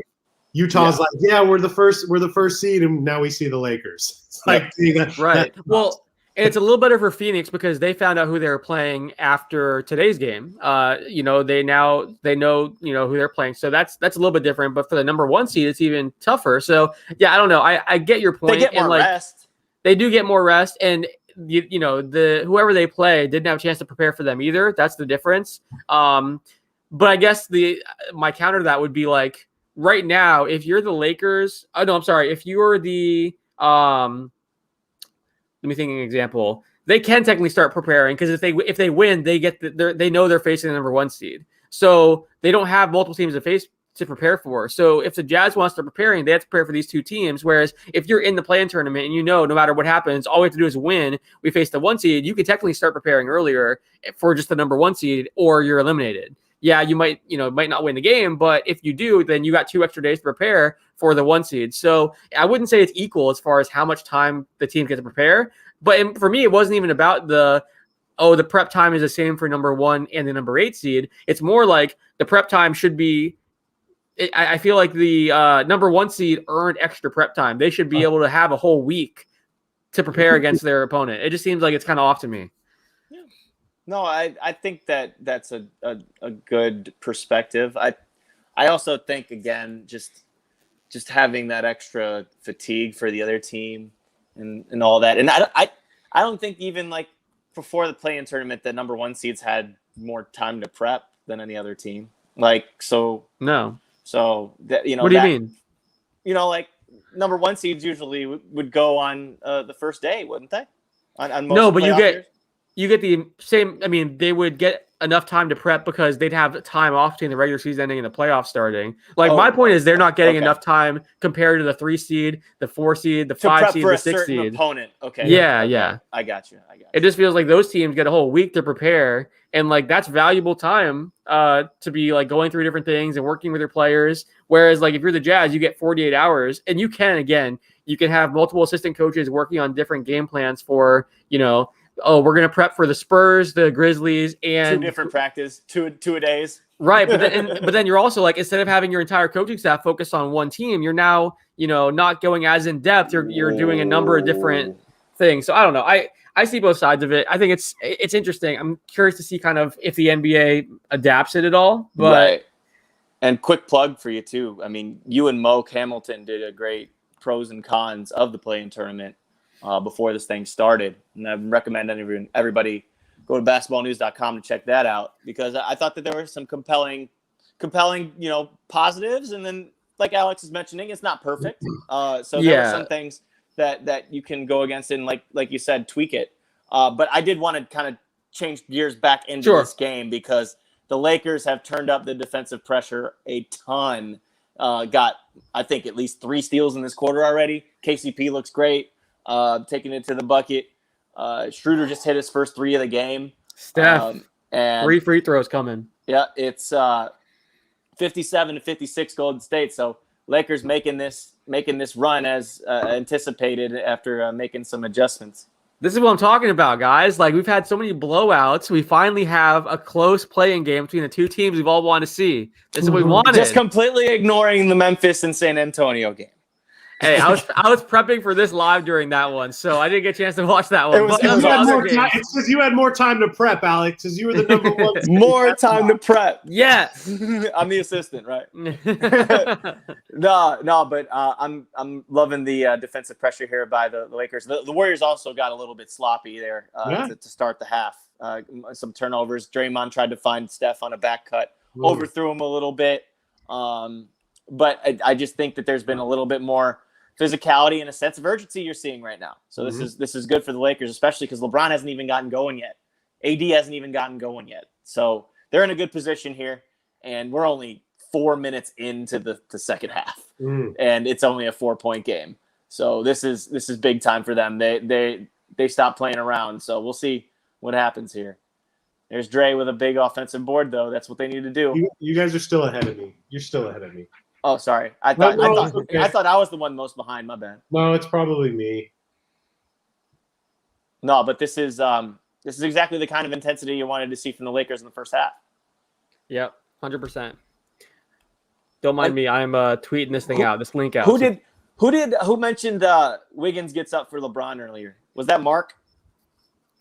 I believe it was. I think that was Mark. Mark Gunnell said that. Maybe there's something to that. I don't know what the stats are against LeBron, or like against LeBron teams when Wiggins has played. But the only thing I could think of is that he ended up getting traded that year in 2014 for Kevin Love. Yeah. When LeBron came back. So that was just maybe something that maybe he sticks in his head. I don't know. Hey, that Wiggins step back on Braun, though, I just saw. It was beauty. Ooh, little shimmy, little shoulder. Fader. And LeBron right back at him. Okay, so. No, we got a good game here, gentlemen. We got a good game here. 62-58. This is good stuff. Sorry if I was ahead and that was a spoiler. Whatever. No worries. We're never going to be on key. Man, what is Schroeder shooting right now? Schroeder is having 2 of 10. Man, he's been missing everything. Every time I look, he's missing a shot. Brutal. 2 of 10, or now 2 of 11. 1 of 5 from 3. And he just hit his first one. He just hit his first one like 3 possessions prior. He's lucky he's got 4 free throws, but and they're saying he's going to get $20 million a year next year. I don't see What is getting into Kent Bazemore? Oh my goodness. it. Hey, Kent Alex, Bazemore. first of all, real quick, I don't know if you saw, but we have a pack drop tomorrow. Hustle and Show tomorrow. Another one dropping. I did see that. Just wanted to, I pulled the Kent Bazemore, of course. That's the only one I pulled. That's why I want Hey, This is for you. This is for you. After this game, yeah, you're gonna be able to sell that thing. 3 steals for Bazemore. He's cooled off a little bit, 3 and 9 from the field, but he's got 10 points. Playing really well right He's now. got to have a good plus minus. Can I ask He's at you guys at commercial, since it's commercial, real quick? Yes. So, we did our show today. We did our Clips and Drew award show, and we posted on our page. This yesterday and the day before, we were going to do MVP and most improved and 6 man, all that stuff. And for whatever reason, I was doing the MVP votes, and so many people chimed in with Steph. Right? Like Steph. I saw a vote yesterday. Someone had a poll, is Steph Curry MVP? And I think it was 60% saying yes. And I was like, this is wild. It's okay. And this isn't hate on Steph. Steph is not the MVP of the NBA, though. It's just not. It's not going to happen. And I just don't understand why people, and nobody voted for Jokic on our page, 0. It was wow. It was CP and Steph. And I'm like, well, who are the people voting on this, right? Come on. So what are your guys' thoughts on that? I understand if he gets a couple votes, but he's not going to win MVP.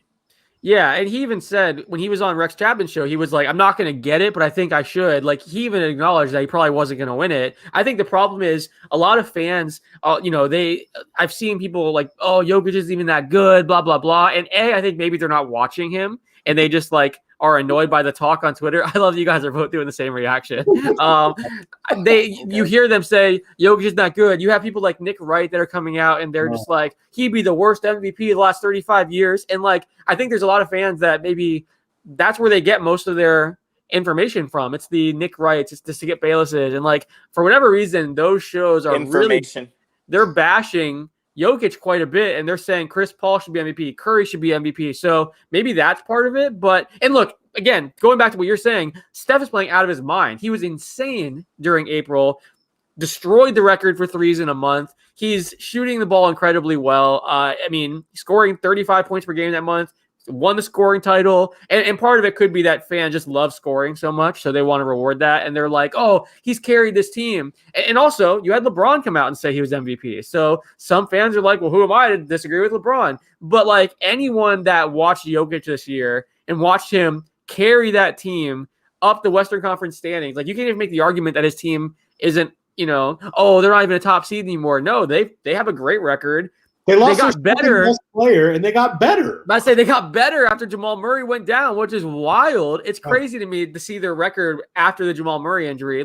If he wasn't already MVP before that, which a lot of people thought he was, how do you possibly take it from him after the team gets better after losing Jamal Murray and he steps up? It just blows my mind that more people aren't saying it. I want people to drop their comments in the chat here because I feel like a lot of people are saying Curry for MVP. They're bashing Jokic. Someone explain it to us because I really don't get it either. Please. I don't like going at our followers on our IG page. I don't because if you really feel that way, okay, fine. And I've been an advocate for Chris Paul having some votes. Of course, I think you should have some votes. But Jokic played all 72 games. He's top. He's what is he? He's top 5 in the 3 biggest categories in the NBA. Maybe it's because he's not flashy and doesn't bang on people. That's probably it. Yeah, 100%. That's probably it. It's not like he's the most athletic guy. He did throw down 4 dunks in a game. I did see that one. So I was like, that's pretty funny. You notice he never jumps off the right foot when he dunks. It's so awkward, everything he does. Interesting observation. I'll have to look out for that. He always jumps off the right foot to dunk. It's wild to me. But yeah, no, it's funny though, because if he doesn't have the general audience that's a fan of him, I just don't get it. That means you just don't like basketball then, unless you're looking at highlight-worthy plays. And he makes highlight-worthy plays. They're just not explosive plays. He makes pretty finesse passes, over the top, in between. This guy his jumper's so feathery. It's seriously it's almost Dirk-like. It is. It's just. He has so much to his game, and even on the defensive end, I think he's been serviceable this year. I think he checks every box. The other thing I'll say, though, is how many fans, and this is something that, like, when Mark Cuban was on our show, we talked about this with him. So many fans are cutting cords now, and they just watch highlights. Like, they get their NBA content from Instagram, from YouTube. Like, they're not necessarily watching games in their entirety. So, and how often do you see Jokic highlights really being shared? Like, he's a great player, and he does have great passes. And there are some accounts that share him, but you tend to see Curry, Zion, LaMelo Ball, Luka, like it's the same players that keep popping up. So for people that aren't watching full games or they're just checking Instagram and stuff like that, maybe they're not seeing enough Jokic. And so when they first think MVP, they're thinking, oh, it's Steph, because that's the player they see the most of. But I don't know. No, I think it's also the other thing I'll say, sorry, I don't mean to cut you off here, but the other argument, and I've heard some people say this, is Steph won 2 MVPs. He was a unanimous MVP, and now he's playing the best basketball of his career. So if he was the MVP then, and he's playing better basketball now, shouldn't he be MVP? It's like the Steve Nash argument. He had the MVP season and got better. It's like, well, he got better. He's MVP last year, and he got better. Should we give it to him? Isn't that the Giannis argument right now? Like, Giannis, I was just gonna say that. Sorry, Spence, go. No, I was just going to say that. Giannis has probably had the best season of his career this year. Right. And, has completely changed his style. I think that the Bucks have made a lot of adjustments, taking the ball out of his hands a little bit more, playing him, using him in the short roll. I've been trying to advocate for Giannis the 5 for a long time here. And they've kind of bought into that a little bit. And now, have someone like a Drew Holiday coming into the fold. And I think that it's taken a little bit of pressure off of Chris. I think it's taken a little pressure off of Giannis, and it's worked. I think he's been dominant as hell this year. Yeah. No one's noticing. And that's people voter probably fatigue too. Yeah, voter fatigue, and people are probably a little pissed in those national outlets that he signed a supermax. That's truly how I feel. I think because he didn't go to the Warriors. Exactly, he didn't go to the Warriors. He didn't go to LA. Right. And I don't know if that's exactly fair because he's literally torn the place apart this year. Oh, nothing's really changed. If you have a 1, 2, 3 vote MVP, if you guys all had your vote, you can cast 3. No, it's really easy. I mean, come on. It's not really easy. It is very easy. Real quick. While you think, Spencer, I do want to kind of jump on the point you just made. I think part of it with Giannis is after last year's postseason, they're like, look, regular season doesn't matter anymore. We want to see you actually show up in the playoffs. And I think people are kind of past the regular season. I mean, you even see the Bucks this year. I mean, they didn't go try to win the most games in the East like we've seen in the past. They were focused on getting ready for the playoffs, making adjustments, experimenting with things, getting Drew Holiday acclimated. So I think that's part of it too, where, they're not as focused on regular season or individual awards and all that stuff. So, you can't make the argument, oh, well, he has all these numbers and they're the top team in the East like you could in past years. And I think that playoff series is still in people's heads. So they're like, we're not going to reward that. We want to see you get better. And voter fatigue is definitely a real thing. Like we see it all the time where voters don't want to keep picking the same guy year after year. LeBron. Yeah, it happens. It always happens. So that's definitely part of it too. Can we circle back to something we talked about earlier? Going back to the regular season doesn't matter because that's what people say. Can I just make one point? Big time response run here from the Warriors. They needed that because it was getting really, really too close for comfort. But they've made a little bit of a push. Mm-hmm. And Steph hit a big 3 there. The Lakers are really trying to come up after him on the defensive end, but Golden State definitely with some big time response there. Just in that little short burst. Do we want to? I feel bad if we mention the MVP thing and then don't actually deliver on it and give our rankings. So do we want to give that before, so people that are watching aren't frustrated? Because luckily, I don't have a vote, so I don't either. People can. None of us do, bro. We have our personal vote though that our followers and our listeners want to know. So I would probably go Jokic, Embiid, Curry. That's what I was thinking. I mean, it's not like crazy, but I think Embiid was. I mean, for much of the season, they were talking about him being the front runner. He had the injuries and was limited. So Jokic, and I will say, I think it's Jokic, and then a big gap, and then Embiid, Curry. And you could flip flop Curry and Embiid if we're being honest. Like Curry's been amazing. I get the love for him, and I think, like you said, he'll probably get a few votes. I don't think he has a chance of winning it, but that's my list. What do you guys think? I got Jokic, I got Embiid, and then I've got Chris Paul. I'm with Spencer 100%. Yeah, that's a good point. I'm with Yeah, Spencer. Paul's been but my thing is like the Chris Paul stuff. I feel like that's almost entirely narrative based. Like he's been playing really well, but he's not even the best player on his team. If we're being honest.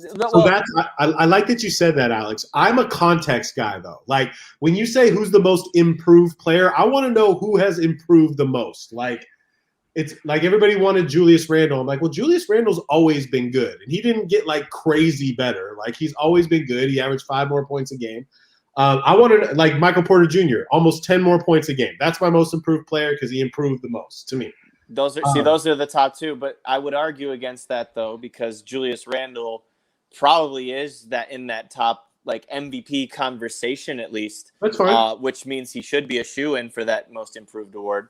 The thing I would argue is that the improvements have come based on him buying into this opening of his game as a passer out on the perimeter. Who are you talking about? Randle. Julius Randle. Okay. Someone who passes out back to the basket has been amazing. Mm-hmm. He's always been a solid rebounder and scorer. Don't get me wrong, but he's cut down the turnovers, at least the ones that he would make playing bully ball and forcing. I think he's improved in that area. I think he's improved in his versatility. I think defensively he's taken a challenge that Tibbs has extended to him. So I think from that total package, he absolutely is the most improved player. Even though he was close to an all-star beforehand, it's still an improvement, and I'm pretty sure he's still only 26 years old. So. Yeah, would you rather be most improved player or make the All-NBA team? And he's going to make an All-NBA team. Right. And you make a great point with Michael Porter Jr., man, truly. I mean, he went from 9 to almost 20, bro. That's an improvement. And 50-something% from the field is ridiculous. Right. Yeah, it's ridiculous. And that also comes with you're getting more minutes. Jamal Murray's out. You're getting more shots. So obviously, like your numbers are going to go up. Drew took Zion as most improved player. I was going to say that. I was going to say, is there a way to do that? And I was thinking to myself, well, he didn't make an all-star team last year or, like anything like that. So that's an interesting argument as well. But 24 games last year. Wait, Alex is shaking his head now.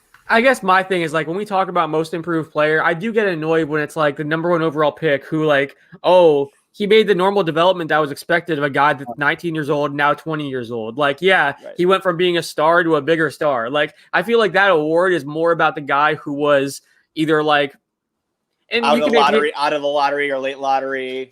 Yeah, like a Porter Jr. who dealt with injuries and, was able to make a huge leap when he got some more minutes. Like, because he really didn't contribute at this level last year. His stats are way, way, way different. Or like a guy that, like in the past, you've seen, like a Hito Turkoglu or one of those guys like win it, where it's like, oh, this guy was a decent role player and now he's like almost a star. Mm-hmm. Or even like a Julius Randle.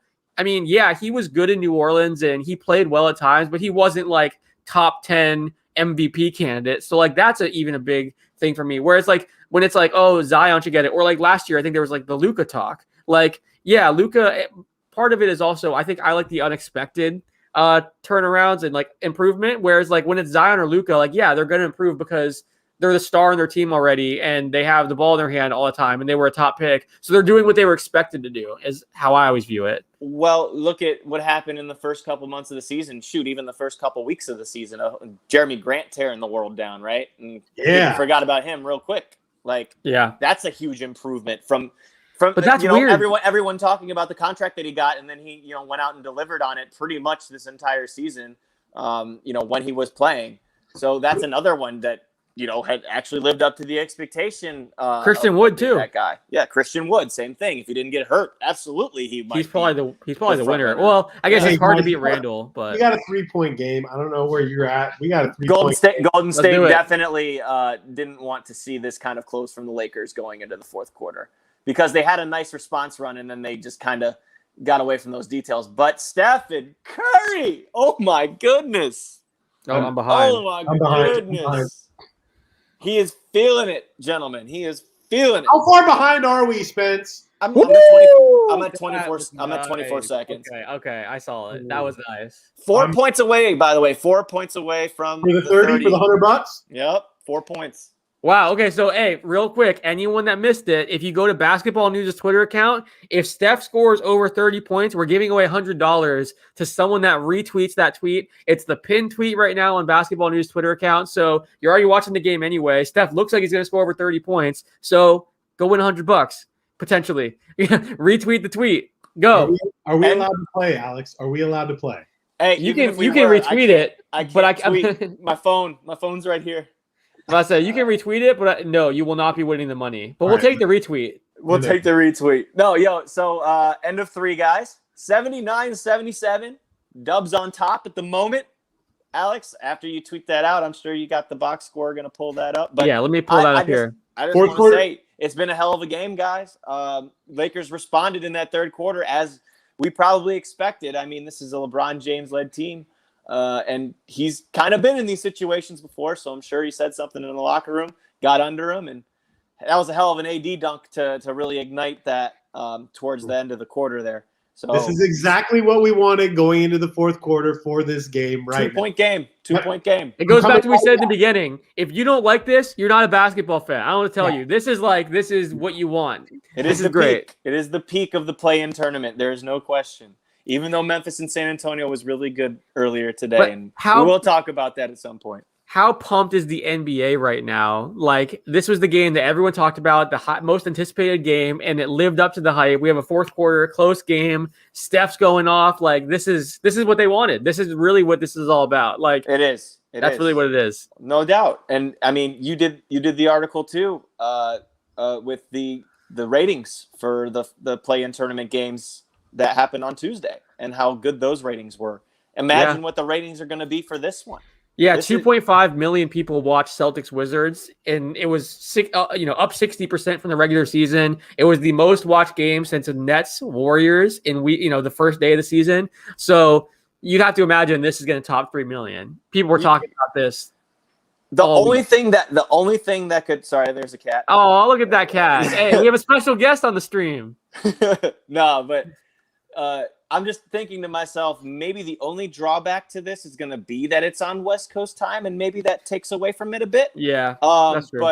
But it should still break that number, I'd say. Yeah, but I did see a lot of people saying that. I did see a lot of people saying like that's past my bedtime, blah blah blah. So maybe that will affect things a bit, but. I got to imagine a lot of people are tuned into this game. Let's go through some of the stats right now. End of the third quarter, Steph Curry has 26 points, 8 of 16 from the field, 5 of 8 from 3, 5 of 6 from the free throw line. He also has 5 rebounds and 2 assists. Andrew Wiggins, 15 points. He has 3 rebounds, 2 assists. He is 7 of 14 from the field, only 1 of 5 from 3 though. 10 points for Kent Bazemore, 5 steals now for Mr. Bazemore, 3 rebounds. Let's see what else we got here. Draymond Green, 2 points, 5 rebounds, 7 assists, 3 blocks, 1 steal. He has not made a shot from the field, 0 of 5 from the field, but it's Draymond, so he's finding other ways to contribute. Let's see, Lakers, LeBron James, 14 points, 7 assists, 7 rebounds, 2 steals, 1 block. He's 4 of 11 from the field. Anthony Davis, 5 of 18 from the field, 12 points, 7 rebounds, 2 assists, 2 steals, 1 block. Alex Caruso is their leading scorer, like we all thought would happen.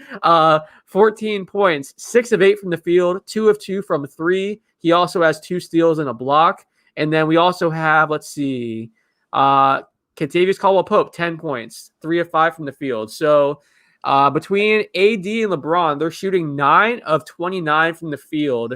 Dennis Schroeder, 2 of 11 from the field. Not a great game for Schroeder. But yeah, Steph Curry's heating up here, and we have a 2-point game. I did just want to mention, too, we were talking about the defensive intensity that the Lakers played with in that quarter. Well, one, they scored 35 points, but 7 steals as a team there, and they shot 53% from the field in that quarter. And there we go, boys. It's tied. It's 79-79 after Let's go. Alley-oop to AD. Sorry, Clips. I'm behind. I'm missing it. Bazemore, 5 steals. Who saw that coming, right? No, I mean, you got to have your role players star in their role in these types of games, man. And Bazemore stepping up to the plate, I'm sure will see Juan Toscano-Anderson come up with some plays. We already talked about Alex Caruso leading the team in scoring right now for the Lakers. So it's definitely the other guys matter, especially when all the stars get the attention. Like they're not only just by the general public, but I'm talking about in the game. When these players are getting attention, someone's got to step up because there's going to be someone open, or there's someone that's going to have an opportunity that they don't usually have, especially in these types of environments. We actually, 100%. And we talked about this. We were doing an article for Basketball News about which role player we have stepping up and taking, helping their team win a series surprisingly. And I think that's always an interesting topic because it happens every postseason where, so-and-so shoots the lights out, or this role player plays amazing defense and puts up, numbers that no one saw coming. We talked about some of the X factors in this game. I think, Spencer, wasn't your pick for that article Wiggins? It was Andrew Wiggins, and then it was a combination of Dennis Schroeder and Kyle Kuzma. So Schroeder not delivering, Wiggins is. Caruso is the one that's delivering right now.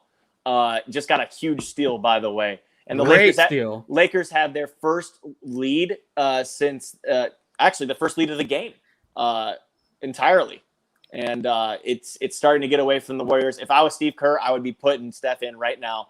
I'm not letting this get anywhere near a 6-point game or anything. As LeBron scores. You can't not have Steph out there right now. I know that you need to give him a respite, but this is not the time to let him get rest as the Lakers are starting to make that push. As we said it would happen at half. Yeah. These things take time. And like you were saying, when you don't have that much experience together as a unit, and you're coming back from injury, both of those factors, the first half isn't always going to be pretty. And it wasn't very pretty. But, teams that can make an adjustments separate the goods from the greats. And LeBron's been in this position so many times before that he's just used to it and knows how to react. And he probably shares that wisdom with his teammates. Yeah, so Lakers decided to go with a Caruso, Wes Matthews, Kuzma, LeBron, AD lineup to start the quarter here. CJ McCollum just tweeted, these no Steph minutes have been killing the Warriors this season. He sits too much longer, and it's all she wrote. That's 100%. What I'm saying. You're right. I'm glad my guy CJ agrees with me here. And notice Drummond is nowhere to be seen, and he probably won't be for a while in this game. I was pounding that drum for 2 days, and no one listened to me. I listen because I agree, bro. I know. Well, yeah, Nekias even Brian on our podcast, keeping it 94, he disagreed with me on that one too, and I was like, I don't get it. I disagreed.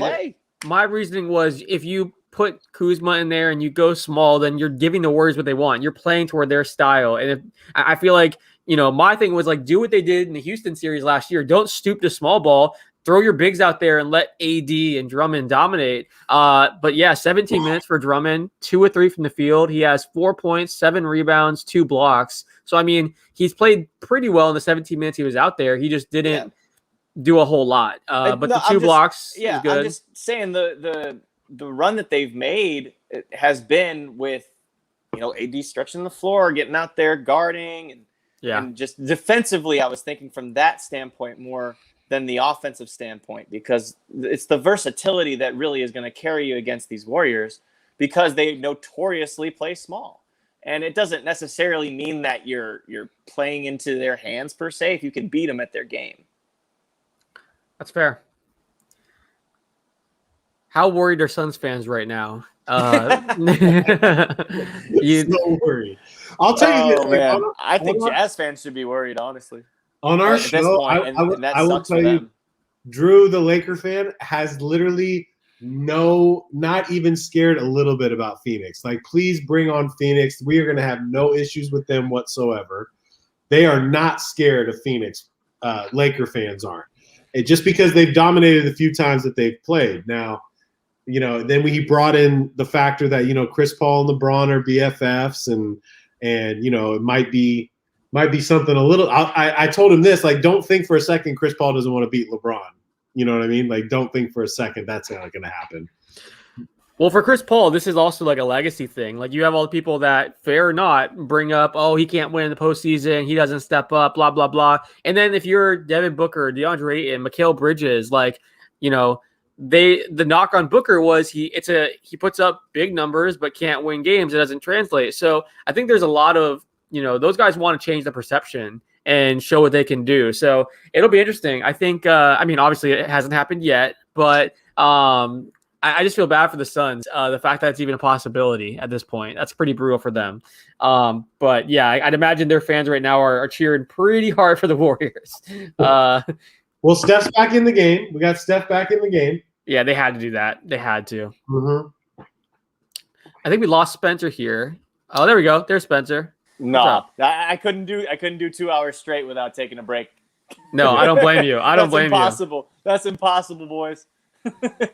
Oh, it looks like Steph's back in, huh? Yep. Yeah, they're gonna need that. They're gonna need that. Oh boy, the tide is turning. The tide is turning quick. Yeah. Someone said maybe the worst charge call I've ever seen. What in the world? No, yeah, that's not charge. Oh my. I like Spencer's reaction. Clips, wait till you see this live. What is that? Kerr's got to challenge that, right? I mean, that's a flop without a thousand. A flop? What are you talking? He jumped into him. It's LeBron, though, bro. It's LeBron. So go ahead. My son's fan friend said, look at the free throw disparity. And he pointed out 19 free throws for the Lakers, 10 free throws for the Warriors. So that's what Suns fans are saying right now. Yeah, of course. That doesn't seem that bad to me. I don't even think that's that bad. And I haven't seen the Warriors put it on the floor too much in the second half. Yeah, I think that's a reach.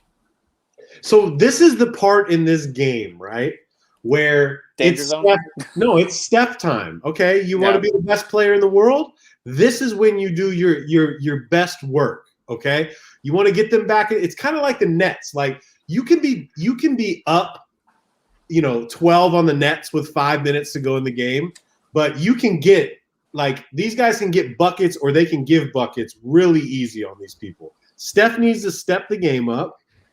2 threes and we're back in this game, right? It's a game. So let's see what Steph's made of. LeBron has answered, right, in the second half. Got to go punch for punch, right? Yep, I agree. No, for sure. And I don't think that there's any way that, this determines anything about a legacy or anything like that. But just from a standpoint of knowing how these guys operate, these are superstars. These are some of the best players in the world. I think that you're not going to see anyone go down without fight. I mean, I don't think the Warriors are just going to straight up fold because Kerr clearly realized that having Steph out for more than a minute and a half was not working. Right. I think the Warriors are just going to give up. They're just going to stop. They're not even going to try to play the rest of the game. They're going to walk off the court. Yeah, right. No, I'm just kidding. Alex and his dry that's a humor. real spicy take, Alex. Alex and his dry humor. Clips goes, what? That doesn't sound like you, bro. No. Oh, man. Oh, guys, I'm having fun, though. This is good. I miss the watch parties. Well, yeah, dude. Stuff. And this is what the play-in tournament's all about, man. Like a one-game, high stakes. Like this is great. And 2 huge superstars, 3 huge superstars in it. Like this is amazing. Are you talking about us? Are you talking about us or the players that are playing? Yeah, the game. Both. The game has some superstars too. Yeah, right. Yeah. Both. Come on now, Clips. But I'm just saying, with the setup and stuff, I've actually been able to watch. Pass. Sorry. Oh wait.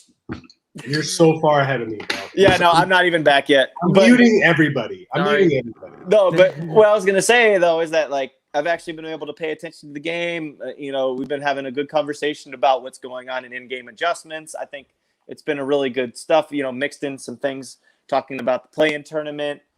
Got a couple plugs in for some of our great articles and our great podcasts. It's been really fun. We also got a date for the Summer League, guys. Just to let you know, Summer League. Hey, yes we do. Oh. Viva Las Vegas! I'm so excited. Excited. When's the group chat? When's the group chat happening with that, guys? Oh man, that's great point. Okay, I can finally meet you face to face, Clips. I'm vaccinated now. Party in Vegas. I've been double vaxxed and waxed and ready for PAX. Top shot. I'll at your boy, bro. Thank you for following that up with the third thing. I didn't know that was good. I love it. That's my top shot phrase. Let's say we kept it PG here for so long. Well, no, I didn't cuss once in this thing, guys. You haven't. I'm very proud of you. Clips hasn't cussed, and we're actually staying on topic of the game. Who are we? This is crazy, right? Yeah, this is great. This is We great. barely talked Clippers tonight, too, guys. I've done really well. Just Hey, saying. I'm proud of you. Clips. I'll talk Clippers with you post game after we break this down. I promise. I've been watching. Lawler's your Law. guys. Sorry, Lawler's Law said Wiggins losing his nerves in the big game. 4 easy chances in the quarter. He missed 3 of them, and then Kwame Brown the 4th one. Hey, Can you ask Lawler's Law if he knows what Lawler's Law really is, though? Can we? I'm if he's listening, assuming no one's gonna say Lawler's Law without knowing who Ralph Lawler I'm is. sure that he better, or he's Unless he's a wrestling fan or something. I don't know. he's like, no, I just heard Lawler. it. I just heard it one time and decided to make a username out of it. Jerry Lawler was the most. Oh, they're trapping Steph hard. They got AD out there with Caruso. Oh, this is not going well. Lawler's Law. Lakers will dominate Suns. Not enough height. And then Amrain TN says Curry for MVP. Now explain this to us. We were just talking about this earlier. We don't see it. We were saying Jokic. What's the argument for Curry over Jokic? Because I feel like it's pretty clear Jokic should be MVP. He leads by the way, I know people don't love analytics. He has the 3rd most points, 3rd most rebounds, 5th most assists. But if you talk analytics, he's number 1 in win shares, VORP, PER, box plus minus. Like literally every single analytic shows him just dominating everything. And it's a huge gap. Like no one is close to him. So I don't get the Jokic hate. In the chat, please explain to me why Curry's MVP over Jokic, because I don't get it. Oh my goodness. You're not gonna let that one go. Why can't I? Why Wiggins got to have a little bit better body control there. He was playing a little rushed. It was a good take there by Wes Matthews, a veteran move to take the charge and seeing that Andrew Wiggins was coming with a head of steam. But that's a situation where Wiggins got to learn to, slow up a little bit. Hold on. You got a nice look there in transition. I have a feeling right now, guys. Spicy take right now. Ooh. Overtime. I'm calling overtime. It just popped in my head. I hope you're right. We're going overtime. I hope you're right. Okay, just saying. Who's the one that's behind the most clips? Okay. When you react, you can react. It's 85-80 Golden State. Curry has 29 points, 1 point away from our $100 giveaway. 1 point. He's So, doing he's doing it. He's doing what he can to keep him in it. But I mentioned it. This is the point where the Lakers are doing it. Go to Basketball News' Twitter account and retweet it. If you retweet it, you are entered. We're going to announce the winner here. If Curry has 2 more points, if he scores over 30, then we're giving away $100 to one person that retweets it. He just did it. Hey, all right. We're going to give away $100 tonight. Clips. We're good. We're good now. We will keep our mouth shut from now on. Keep talking, bro. We're here for business. We're giving away $100 tonight. All you have to do is go retweet that tweet, and you'll be entered. We're going to pick one person that retweeted it, and you'll have a chance to win $100. So definitely go do that. It's 25, guaranteed. 25 of that goes to Clips if they go OT. Just say 25 of it goes to Clips, and he also gets a new subscription service, so we can all be on the same page here on these live streams. I got Hulu Plus, man. I pay $80, $70 a month. What the heck? Jesus. Oh man, big shot after big shot though here, guys. This is getting good. That's just a general thing too, by the way. You don't know what that means, but it is big shot after big shot here. It's going it's very, very, very getting very good here. Very good. One more very good. Very good. Very, very good. AD wide open. Damn. Oh man, this is good stuff, man. This is good stuff. This is what the play-in tournament is all about. Mm-hmm. All about. Man. See, this is when the watch party it gets a little silent because things get a little close, little I'm trying to tweet it out that we're giving $100 away so we get people to jump on here and enter because I want to give that money away, man. That's what I'm doing right here. Oh, that's a great idea. Absolutely. You got to follow through. With Clips and Drew? The follow through with Clips and Drew. Part of the basketballnews.com podcast network. Plug. Bang. 11 podcasts, guys. Go listen to them. Oof. Like, subscribe, rate, comment. Including mine. Keep it at 94. You guys see that dunk attempt? Yes, did. That would have no foul. Shout out to Jordan Poole for having no fear in that situation, though, man. Yeah. I want to see what a job he's done this year, by the way. It's amazing what the G League can do for someone's confidence. He came back a completely different player. He's shooting with confidence. He's really come up big for them this season.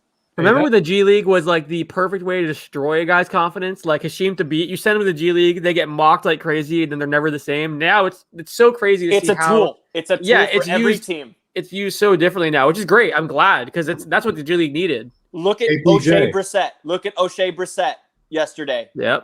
And he's for trending. the last month. Mm-hmm. Like it's amazing what that can do for players' confidence. 100%. Amazing. It's a great tool. And now you even have the Ignite. You have all these that are affiliated with teams. I think there's one team that's not affiliated, and isn't that Portland? We got a game, yo! Let's go! We do. How about Wiggins? Wiggins sticking with it, getting to the cup. Hey, guys, I have defended Wiggins for so long. I feel like I've almost defended Paul George as long as I've defended Andrew Wiggins. It's commercial. Do you want to talk Clippers at all or no? Wait, real quick. I see some people asking about how to win the $100. Go to Basketball News Twitter account or go to my Twitter account. I just tweeted it, retweeted it. If you retweet that tweet, you are entered to win. You must be following Basketball News, but we're giving $100 away to someone who retweets that because Steph Curry scored 30 points. We do these giveaways pretty often at the Basketball News account. So even if you don't win this one, you can win $100 down the road. So we love doing these. It makes the games more interesting when we're all watching together because we're all rooting for Curry to get that 30-point game. So because he dropped 30, you can win $100. Just go ahead and retweet that tweet. We appreciate everyone hanging out. We actually just got a big spike in people watching this. So again, go retweet that tweet and you'll be entered for the $100 giveaway. Shout out to Curry giving out money tonight because of Curry. Lawler's Law is super active on our chat right now too, by the way. Shout out to Lawler's Law, man. He's been killing it. He's been, engaging with us. If Lawler's Law can see this right now, I keep Ralph right by my desk every single day. And he says bingo. He said it's the law. There you go. Hey, Harris17 says, dude, why is Schroeder back in? He's been horrible. He's shooting the ball really poorly. I will say this, too. Kuz had a really nice, easy chance for a layup earlier in this, and he also misfired on a fadeaway. But he did just scrap for that ball with Draymond Green. So he makes such a difference. Just I know that people expect a lot from him from the scoring category, but it is so hard to get a rhythm when you have guys on the floor that are as dominant as a LeBron and an Anthony Davis. And he's really started in his role this season, just getting those big plays, just key plays, whether it's scrapping for a 50-50 ball like he just did right there with Draymond Green, getting an offensive rebound, making the right extra pass. Kuz has been really good this year. But he's definitely got to be aggressive if LeBron's not on the floor, if AD's not on the floor, or if they're doubled or something like that. But this is getting really into the nitty gritty. So let me ask you this, Clips. Knowing Lawler's Law, does that abide to this game? First to 100, is that going to abide to this? No, it has nothing to do unless it's the Clippers playing. 0. Okay. Real quick. LeBron James has 18 points, 10 rebounds, 10 assists, 2 steals, 2 blocks. I was surprised when I saw that. It doesn't feel like he's had that much of an impact on this game. How many times has he gotten to the line? That's what it is. Yeah, he has. Let's see, 7 free throws. So I mean, 5. He's only made 5. So, ooh, I think we lost out. I guess I feel like he has an easy layup. Oh, he's had a lot of easy layups and there's been a few plays where he just made it look really easy. But I feel like he's looked kind of rough for most of this game. Yet he has a triple-double, 2 steals, 2 blocks. That was surprising me when I saw that. That's the greatness of LeBron right there, man. Could be looking like he's having like the worst game, but the just feels like he's working. It feels like he's working really hard for those numbers. Do you see him? Do you see him on the bench? He's using that tool on his quad. Yeah. Over to there, so trying to stay warm. But here we go again. Wiggins taking it to the cup again. This is what he's done all season long. He's not settling. Nope. And that's what happens. You work inside out. That's how you get the game going. 10 for that's 18. big. That's big time too. Because usually this is Steph time. I wonder if we talked about it throughout this show. Great closeout. That oh was. My goodness. We've talked about on the show that even better board. Oh my goodness. Sorry. No, it's okay. I like the excitement. We've talked about it on the show that this Lakers team doesn't have a whole lot of chemistry together. Their starting lineup played 3 games together. Do you think that's why right now we're seeing, aside from Schroeder, guys that have been there a while, Kuzma, Caruso, KCP, like they're leaning on the guys that have chemistry with AD and LeBron? Well, that's what my original, thought was, everyone picking this team so confidently. They changed a lot around the edges. They have the same core, don't get me wrong, but there are a lot of changes around the edges. And those guys are playing, big minutes. Right now, you look on the floor, they were all on the championship team, right? They've got Caruso out there. Yep. They've got Kuz. Except for Schroeder. Yeah, except for Schroeder. But I'm sure, again, like they'll bring in someone. Sorry. You're cool. You're cool, man. I like the noise and immediately the sorry. This is great. This is great, man. I got 4 minutes and 43 seconds left on my stream. I got 4:43, but I think you're 4:43. Okay, but it might be a little more different for us. Okay. I think me and Alex are closer to each other than we are to you. Can we bring this back? I miss our live streams. Like, we need to be doing more of these. Yeah, the thing was, like, now that the playoffs are here, we're gonna be doing these very often. During the regular season, it was tough because I think a lot of people weren't watching the same game. You didn't have those moments where everyone's sitting around watching the same game like you do in the playoffs. So we're definitely gonna be doing them every week now going forward. Just so you guys know, we're excited about it. And I mean, we again, like Alex said, we stayed on topic the most of this time. Look, I'm not looking at my camera right now. I'm still talking. I'm still here in the frame, but I'm watching this damn game because it's been good. I agree. Oh my lord. Draymond's mad. Has this game lived up to the hype in your mind? 100%. Yeah, like we haven't seen the performances from maybe LeBron you want to, but this is like all you could ask for. I didn't expect like 120 to 117 game. I didn't expect that. Oh man, no. Oh my goodness, was that not a violation? Oh my goodness, that's close. What a clutch hit, by the way. Was that Mulder?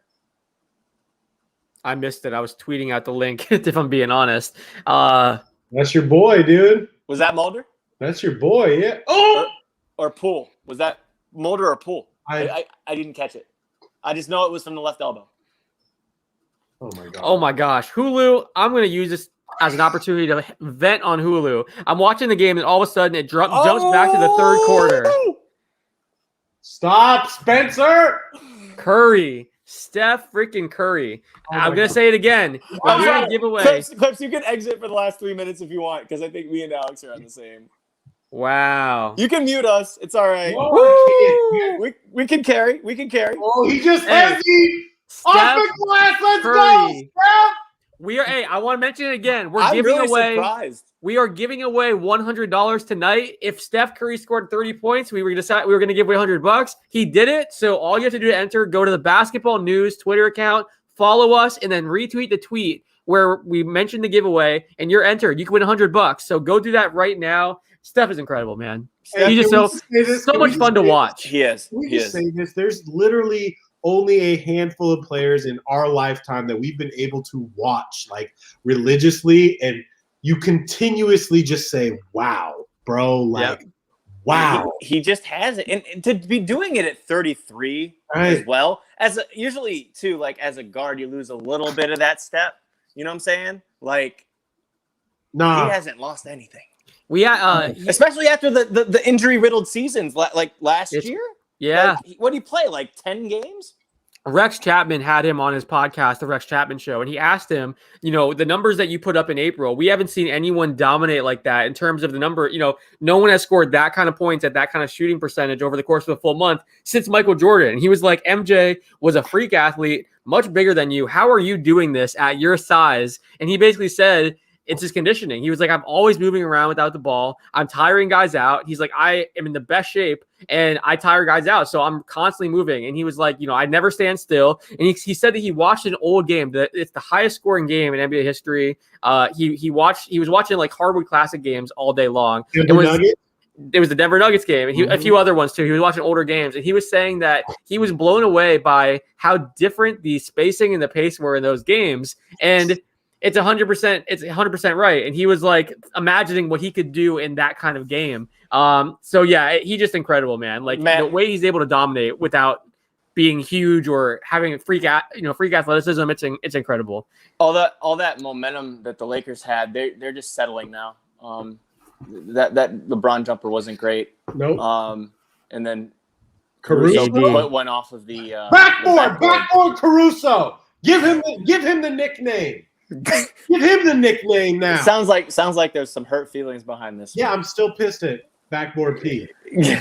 But no, this is I'm genuinely surprised. I thought that as soon as the Lakers took the momentum back, that this was gonna be more control under them. But then Steph did what Clips wanted him to do, or said he was going to do, and was Steph. So now we're back into the other puncher's corner, right? We're seeing what AD and LeBron can do now to respond. So there's 2 minutes and 26 seconds left in this game, and let the chips fall where they may. Clips, had he come out and said his nickname was Playoff C, then he'd be getting crap. But that was the issue that Paul George had. Hold on, I need to write this out because I want to make T-shirts. I got new T-shirts coming out. Playoff C. Make sure to copy or follow through with Clips and Drew custom notepad if you'd like to do that. Wow. Can I get one for free? Of course you guys can. You guys are family. Hey, hook us up. I love it. I have to write playoff C in. I kind of want to time out because there isn't gonna be a timeout. That's not a flagrant or anything. That was a hard foul. I'm missing good? it. I'm waiting for it, of course. Is he acting right now? Is this a Space Jam 2 acting or is he good? It might be. It might be. Unless he actually hit his head on the floor. Yeah, we need to see the replay. On the whiplash. We haven't seen the replay, so I'm not sure what we're. That was a hell of a pass from Caruso. It really was. It was a nice play. So straight up, he went straight up. Chill.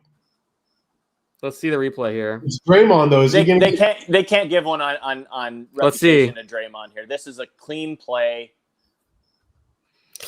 I mean, he got his face. On the replay, he actually did get his face. Yeah, like I don't know if it actually hurt. If it's his face, it's a flagrant and he's ghost. He literally two-hand mushed LeBron's face. That is not a good foul to commit. Hold on, I haven't seen the replay. I haven't seen wait. Okay, so if LeBron's got the ball going up, then I could see how it could have been a basketball play. Like how he starts out with it right here, right under his chin, and is going up. LeBron got it up so quickly that I think that Draymond was going for that, but it looks bad because of how quickly he got the ball up. Dre's getting kicked. He ain't getting kicked, but he's going to get a second tag. That's a flagrant. He's ghost. See, he didn't follow through or anything there. Follow through Clips and Drew or no? I mean, the podcast on the Basketball News Network. double plug. Oh boy, this is going to be the talk of the game tomorrow. If Draymond gets tossed, gets tossed. What did Javi just say though? Can anybody hear? Or are we all on mute? We're on mute. Yeah. Luckily, LeBron didn't have whiplash and hit the back of his head. He was reacting more to the face. Right. Hit. And I mean, he probably got poked in the eye. Like I think that's why he's holding his face. But yeah, this is gonna. Oh my gosh, I can already see the Twitter discourse. Oh man, I'll tell you this. One of my best friends is an NBA ref. I know we've talked about this. You have to call it as it's played. He was hit in the face. It's above the neck. It's a foul. It's a flagrant foul. That's how they're going to have to call this. I guarantee you. That's how they're going to call it. And that's And you think it's flagrant then? Yeah. That's what they have to call. It's not about if he's hit above the neck. And common foul. They just call it common foul. There you go. Excuse me. I don't know what I'm talking about. The spin. Wait. Who's the ref on CBS that never gets anything right? Is that Javi? For football? No, for football. Oh. There's always someone that's coming on for the instant replay and says what he thinks it's a ref. Thankfully, fortunately, LeBron didn't get hurt. Like you said, he could have, hit his head in the ground. It could have been worse. So fortunately, everyone's okay. No, I truly think. And I'm glad that Draymond didn't get pushed out of the or get ejected either, because then that would be the conversation, like you said. I think that where LeBron was putting the ball on his way up, he was going for that, but then he rose his arms and got the ball up so quickly that Dre got him. And Dre can't get to that next level too to try to make a play on the ball. He's tried. 6'6". Or Yeah, 6'7". Like, we'll see. We'll hear both sides of the story in 4 months on the on Uninterrupted or on the Shop for sure. Hey guys, my overtime is still in play though, guys. I hope that happens, man. I really hope we get overtime. I have a question. Well, at the end of the game, we'll announce the Curry winner. We'll give people still a chance to enter if you're listening right now. So we'll pick one of the winners at the end of the game. So I guarantee you. Sounds good. You're already ahead. Sounds good. We're not going to talk about it unless there's something like crazy that happens. Yeah. Oh my God! Oh, I'm just no, kidding. that's actually a really. I was kidding. I didn't. I'm here watching LeBron shoot free throws. No. So am I. But then you'll see what happens after the free throw. Oh my God. 98-98. This is incredible. Yeah. Not Clips. I'm serious, dude. You might need to mute us. I know. It's getting to that point. Foul LeBron. Let's go. There is some real LA hatred going on here. No, bro, this is good it's for the brand. It's for the brand, guys. It's for the brand. I need the Lakers to lose. It's for we need the Lakers-Clippers matchup that we were robbed of last year for your podcast alone. That's going to be an incredible back and forth. Yeah. We need Drew on the watch party during Clippers-Lakers if that happens. You guys both got to be there trash talking. He's got puppies and fiancés and makes it really difficult. And Draymond he has fiancés. He has multiple fiancés. That's 7. You know Drew has 7 wives? listen to the show. We'll tell you all about it. It's on basketballnews.com. I love 14 turnovers in the second half. Wow, Caruso. Oh my God, I'm so far behind. All right. He's killing it, man. You can exit for the last minute, I swear. Caruso's crushing it. Me and Alex will take it. Drew's going to be so happy because Caruso's like, our Hair Jordan t-shirts are going to sell out tomorrow. 100%. This has been everything and more that the NBA could have wanted. So for people that may have missed it, we talked about this earlier, and I think in the article that we wrote about the play-in tournament, it was only approved for 1 year. I think a lot of people think that's a permanent thing. The NBA only did it for this season because it's a 72-game season. They wanted to, try something new. After watching this game, seeing the ratings from yesterday, seeing the way it made the end of the season so exciting, there is zero chance that this isn't back next year. Nope. This will become a permanent thing for sure. It's a thing. Maybe not in this exact format, but they should make. We talked about it. They should make tweaks, but there's no way that the play tournament just isn't a thing next year. It's definitely going to be back. I'm getting cramps, and I'm not even playing in this game, dude. Like, I got these sympathy pains going on. Caruso has 14 points, 3 steals, 2 assists, 2 rebounds, 2 or 3 from 3, 6 to 11 from the field. He's been amazing. Dude, I'm telling you, they got all the familiars out there. Okay, now they have Wes Matthews out there, but they got all the familiars out there. Yeah, like, they don't have any of those acquisitions. Like, it's because they haven't played enough together. That's what we're saying. Like, they had 3 games of experience together. It's a smart coaching strategy. Yeah, it is. The guys that had the most chemistry with LeBron and AD. Oh my gosh! Oh, that is wow. Clip, Vintage. It's got to be LeBron, man. It is. Jesus. Did you see it? Wow. Drizzy Drake like that one. Wow. Oh. Net. All right, Alex. That was incredible. Man.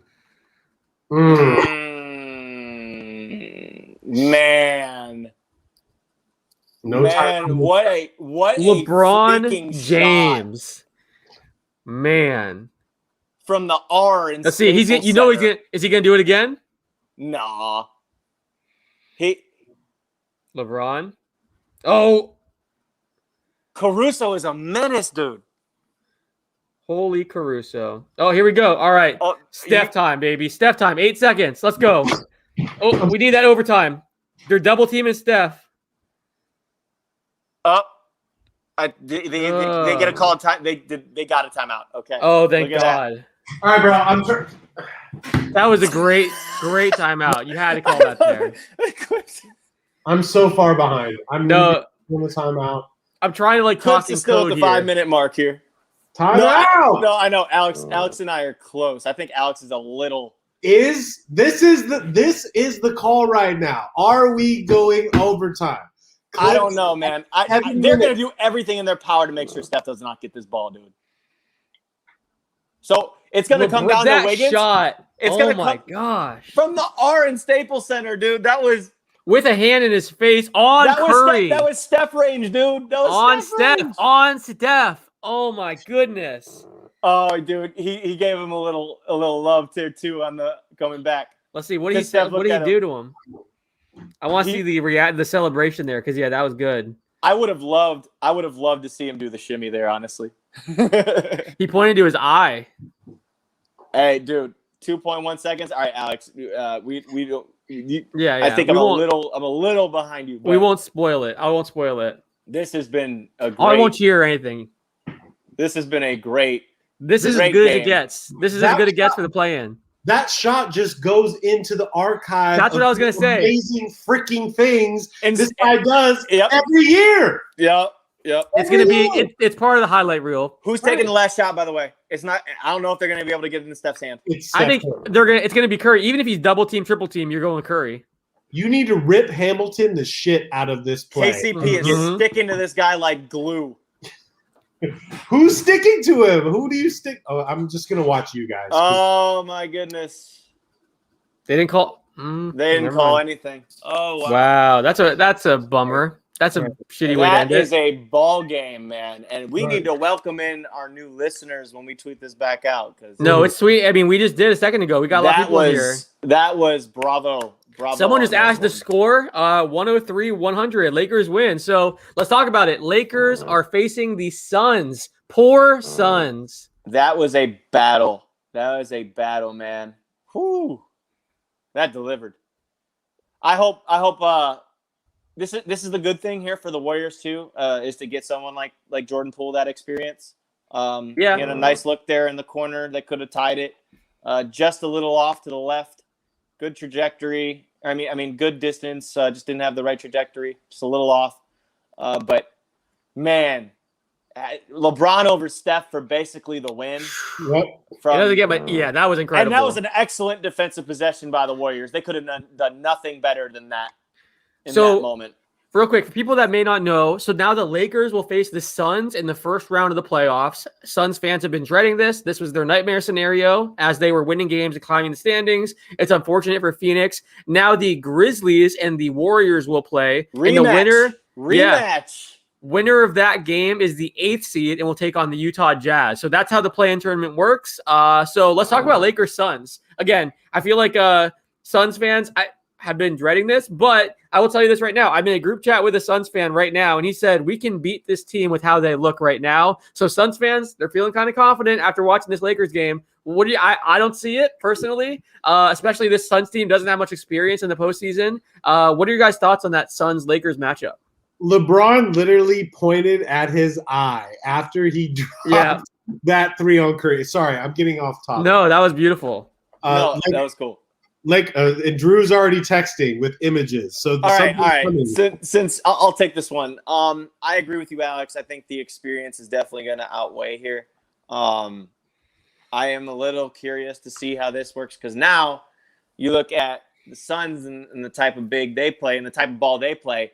This is a good matchup, I think, for the Lakers because they can play in the half court. They're one of the better defenses in the league. The Suns are as well. Don't get me wrong.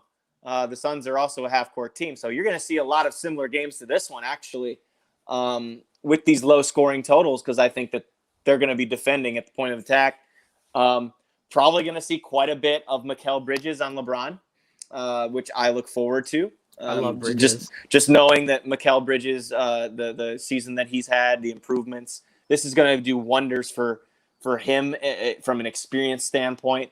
I'm interested in the bigs matchup.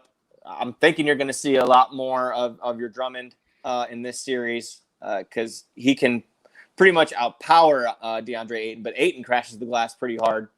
I think that Devin Booker, his first, I believe it's his first playoff series ever. It is. Coming against the defending champions. I love the setup of that. And see, this is there's Suns a lot been, of cool things. There really are, and the Suns have been demanding respect. They've been questioning why they're not being talked about as a contender. Their fans are feeling like, hey, we should get more credit. We're the number 2 seed. We're almost the number 1 seed. So, I mean, no better way to here's your chance. Yeah, knock off the defending champions, and you're going to get all the respect and credit in the world. So this is their chance to do that. It's going to be very difficult, but it goes back kind of what we talked about earlier. This is a Suns team that, fortunately, knock on wood, hasn't dealt with many injuries this year. So they've had much of the season intact and gaining chemistry and getting everyone ready for this postseason, whereas the Lakers are limping into the playoffs. LeBron just came back. AD had his timeout. We talked about it at the end of the game. They didn't feel comfortable having, some of those new players out there because there's not they don't have that level of the chemistry. So they were relying on Caruso and KCP and the guys that have been there, Kuzma. So we'll see if and we talked about it several times. The Lakers starting lineup had 3 games together of experience going into this. So, I mean, there's no question the Lakers are the more talented team on paper, but do the Suns have that advantage when it comes to chemistry and all that? I also am going to be paying attention big time to the matchup of the benches. Cam Payne has been tremendous for Phoenix this season. Really awesome too, because he's a great dude. But just he looks so healthy. He's springy. Getting to the basket, making his 3-point shots. Has a nice chemistry, honestly, with guys like Dario Saric. Cam Johnson's out there doing a good job with that second unit as well. They fluctuated with their starting lineup some, but I know that Jay Crowder gets run with that unit a lot. I like their bench. I'll take their bench over the Lakers bench. I'll tell you that. But I think this is ultimately going to come down to, obviously LeBron and AD having the edge, that championship mentality, that championship experience. And we'll see. Secondly, by the way, just a little point to gloat a little. Nekias and I 4-0. Yeah. You guys, we made picks at basketballnews.com going into the playing games. I think I was 2-2, but props to you guys, 4-0. Both of you. And by the way, that's in audio form and in written form. So we'll take the flex on them. We'll take that. So as I just tweeted out real quick, so we are going to give away the $100 here in a moment. If you haven't entered already, go to basketballnews.com, our Twitter account. There's a pinned tweet there, and all you have to do is retweet that, and you're entered to win. Basically, we do this a lot. We do contests and say, if so-and-so scores more than X number of points, we're going to give away $100. Curry happened to score 30 points, so anyone who retweets that is entered, and we'll announce the winner here in a second. Clips, go ahead. No, man. I keep smiling because it's just this happens so much for LeBron. This happens over and over. And I'm cool with wanting to talk about Phoenix. I don't think Phoenix has a chance in hell to beat the Lakers. I really don't. No, I don't. Chance in hell, he says. No, I really don't. And I'm a big Chris Paul guy. I just don't think they got enough juice. And even just seeing what LeBron did tonight, and it's just like, how many times have we seen it from this guy where you can't put this dude in your conversation for greatest player ever to play this game? It is so wild. It doesn't matter if it's his 17th year or his 10th year. Like, every year it's so consistent. This guy shows up and wins games. It's just what it is. Yep, and that's why I was smirking at half, hearing all these people talking about how it was over. And it just reminded me, of the, discourse that's on social media. People not realizing that basketball is a game of adjustments and it's a game of runs. And Spencer, we're like in 3 and 4 years when LeBron is gone, like we're just gonna sit back and just wait for the next guy to be able to do this, and we're gonna miss it. Like I watched him do this in Cleveland for like literally so long, right? And I know I learned to never doubt the guy. Never doubt the guy. I'm a huge Clipper fan. I'm a huge LeBron fan. I will never bet against LeBron. As much as I wanted Golden State to win that game, we just know. We know. So he folded one series in his career, right? He had one bad series in his career in Miami, right? the first year, correct? Am I wrong or no? I would say probably that series against Boston in 2009. Oh yeah. Okay. That was pretty bad. But I mean, that's also when he was in his 7th year. Like this isn't the same. This isn't the same mental LeBron that is just going to dissect you with his knowledge. This is what he does. Yeah. And he's still got that ability to come up with the big play. Hey, we missed this because all of our TVs are muted. LeBron said, I was literally seeing 3 rims out there. I just shot the middle one. LeBron dramatics. That's LeBron dramatics. He loves doing that. He loves it. That has never changed. That hasn't changed since he was, he was 23 years old. Yeah. Now that he's 36, that's always been the same. If you want something that's always been the same throughout, that is it right there. You know what I want to say, though, real quick? Shout out to Golden State for playing through this whole season. You know what I mean? And like working with what they have and actually competing. They were very close to winning. They ain't out. They ain't out. We'll see what happens with the rematch with the Grizz. We'll see. Yeah. I think they should beat that Grizzlies team, to be honest. We should. CJ McCollum said, I'm going to sleep. 3 rims, laughing emojis. He wasn't a fan of that quote. He knows. It's dramatic. I love it. Okay. We have some business to take care of here. Yeah. We have a prize to give away, $100. So one real quick, I do want to shout out BetQL one last time. Basically, they give you amazing bets. They have an algorithm that scans over 350,000 bets to give you the best bet recommendations for every game across all major sports. They give you the reasoning behind why you should place the bet, and you can also track your success and your winning streaks on their leaderboards. They have sharp data on there so you can see who the pros are backing and the line movement as well, so you can jump on betting opportunities in real time. Go to the App Store, go to Google Play, download BetQL, enter the discount code BBNStream, and you get 25% off any of their subscription offerings. They also have some deals going on right now because of the playoffs, so check that out. Don't miss out on the chance to beat your sportsbook this summer. So go to App Store, BetQL, BBN Stream in the discount code, and you will save money. Check that out. It's really good stuff. And I want to shout out BetQL because they had the Lakers winning this game tonight. So their model that does 10,000 simulations of every game was correct. So props to them. And they said to avoid the spread. It was 5.5. Very right. Smart. Very smart. So check that out. And definitely check out BetQL. All right. We have $100 to give away. Let's go ahead and do this now.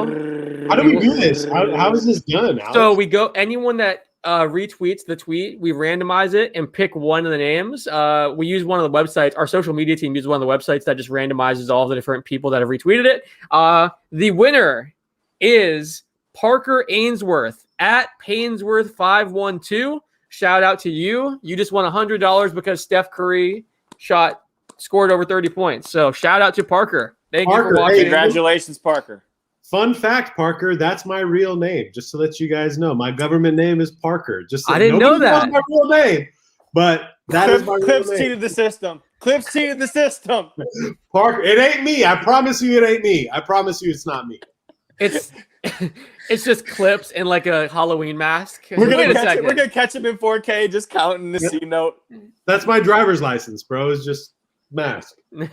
Well, hey, Parker, shout out to you. And if you didn't win, we do these contests a lot at Basketball News, the Twitter account. We always pick a player. Usually we try to pick something pretty attainable because we like doing the actual giveaway. We had one time where we had 4 different players. I think it was Devin Booker, Julius Randle. The guys came like 1 or 2 points short every single time, and we couldn't give the money away. So we ended up just adding it all together and giving away. We love doing this. So even if you didn't win this one, make sure you continue to follow us at Basketball News because you can win the next giveaway in a week or two. We'll be doing a lot of them for the playoffs, especially now that we're doing these watch parties. So definitely follow us at Basketball News and you can win the next giveaway. And yeah, shout out to Parker. We'll get in touch with you and send you that money. But yeah, while we're still here, I want to just kind of wrap up, talk a little bit more about what we saw tonight. And I want to also plug that we're going to keep doing these watch parties throughout the playoffs. I think we're going to try to do at least one per week. So we'll try to pick the best game, the one that everyone's kind of talking about, jump on here. We're going to have some big guests too. We're going to have different players on, people like that. So definitely come hang out with us and we'll have plenty of people coming on with us throughout the postseason. So that's exciting. Final takeaways from you guys. Anything else you want to throw out there? LeBron's the GOAT. King. King. LeBron's the go, and I don't. It is what it is, man. I just wanted to. I also wanted to add this in. Is this the fastest someone's ever been available to the media? Like, he was immediately out there getting the He's press in conference his wife questions. beater right now, scratching his eye, fixing his eye. This guy knows this game so well. Like, he knew exactly where to go after the game. Put the headphones on, talk to Rachel Nichols. He saw 3 Rachels and talked to the middle one. I'm just going to go for the center Rachel. This is always what I say on my podcast. Is like, some people play chess, some people play checkers. Mm-hmm. This guy's playing backgammon. Ooh. I've already stolen 2 of your lines this year from my pod. And I always Have you? Can I guess one of them? That's flattering. Up to you. Go. Star in your role? Nope. That's a big Spencer saying. He likes that one a lot. No, I didn't know that. No, I didn't steal that. What was it? So I stole, and I've said a couple times, when Aaron Gordon went to Denver, Spencer had said Jokic has a new toy to play with, right? And that made so much sense. And like, if you love basketball and watch Jokic, like, just Aaron Gordon's a new toy to play with. I stole that. And then I also stole a Drummond thing you said for me, which was like, this guy could have 20 and 15 in a game and still have no impact. No impact game, right? And this is so true, even tonight. Like, you don't even know Drummond's in the game. Drummond does nothing to make you better. He really doesn't. He has the ability to do it. Right. It's just that it's not nightly basis. It's sporadic. What was yours, Alex? What does he say all the time? Say it one more Star time. in your role. Okay, cool. Star in your role. Pal. So Alex Caruso starred in his role tonight. He's not a star, but he starred in his role. He did. So Drummond, I'm curious if throughout the playoffs now, are we going to see Drummond kind of used the same way as a JaVale McGee or a Dwight Howard, where, depending on the matchup, they're thrown in there, or he's thrown in there, but we're not seeing him, every night playing 30-plus minutes. Like tonight, for example, he played 17 minutes. He had 4 points, 7 rebounds, 2 blocks. And he said all the right things. We talked about it. He's talked about making sacrifices and doing whatever the team needs, kind of like Dwight did last year. He wants to go win that ring and show he can be part of a winning team. But do we think we're going to see Drummond kind of shift from being the every night starter to, more of a spot player here and there? And also, Marc Gasol didn't play tonight, even with the 17 minutes from Drummond. No Gasol. They went Montrezl Harrell for 10 minutes, Kuzma 23 minutes. So interesting. You kind of answered it. It's all matchup based. Yep. I think in this series against Phoenix, you're going to see plenty of Drummond. I think you're going to see a lot of Gasol. No Gasol. Ayton has to be. No Gasol. Ayton is such a X factor in that series because he can go off and have these monster games. It just depends which Ayton shows up, to be honest. Like, I'm really excited to see that. He ain't gonna have the size on Drummond. Drummond's a little thicker, a little wider. This is going to be an interesting matchup for him, I think. I think when you pull Ayton away from the rim, he's very suspect. Like, if you can pull Ayton away from the rim, it's a lot easier to score on the guy. I think that I don't think we'll see Gasol until you see Denver. Really? If you see Denver or the Clippers, because Zubac might have some. God, and I'm getting way ahead of myself right now. I'm focused on Saturday at 1:30. Nah, you confident. You're confident. You're confident. You're going to be real confident after you read what Pat says. Oh, I can't wait. I can't wait. I really can't. But I also made a mission statement today on our podcast because I have a lot of expectations moving forward, going into the playoffs and being a Clipper fan. And I'm not playing any games this year, bro. I'm 30 years deep on this shit, and I'm at my cusp. You know what I mean? Like, I need to see something from my boys moving forward. I don't want to see, like, if we show up looking like the Hornets yesterday, where they obviously didn't get the memo that this is a one-game play-in for you. You know what I mean? Like, they went in there thinking this is a 3, 5, 7-game playoff.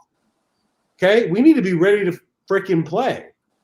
And everything that we wanted, we have right now. Chemistry's there, coaching's there, health is there. What else do you want? There's no lemon pepper Lou. There's no Montrez stuff going on. There's no chemistry issues. There are no issues with Doc. No excuses. I hear you. Get this guy in the locker room. Get him in the locker room, Dan. Me? Yeah. Yeah, Pep talks. obviously, bro. Obviously. Hey, I have a quick question.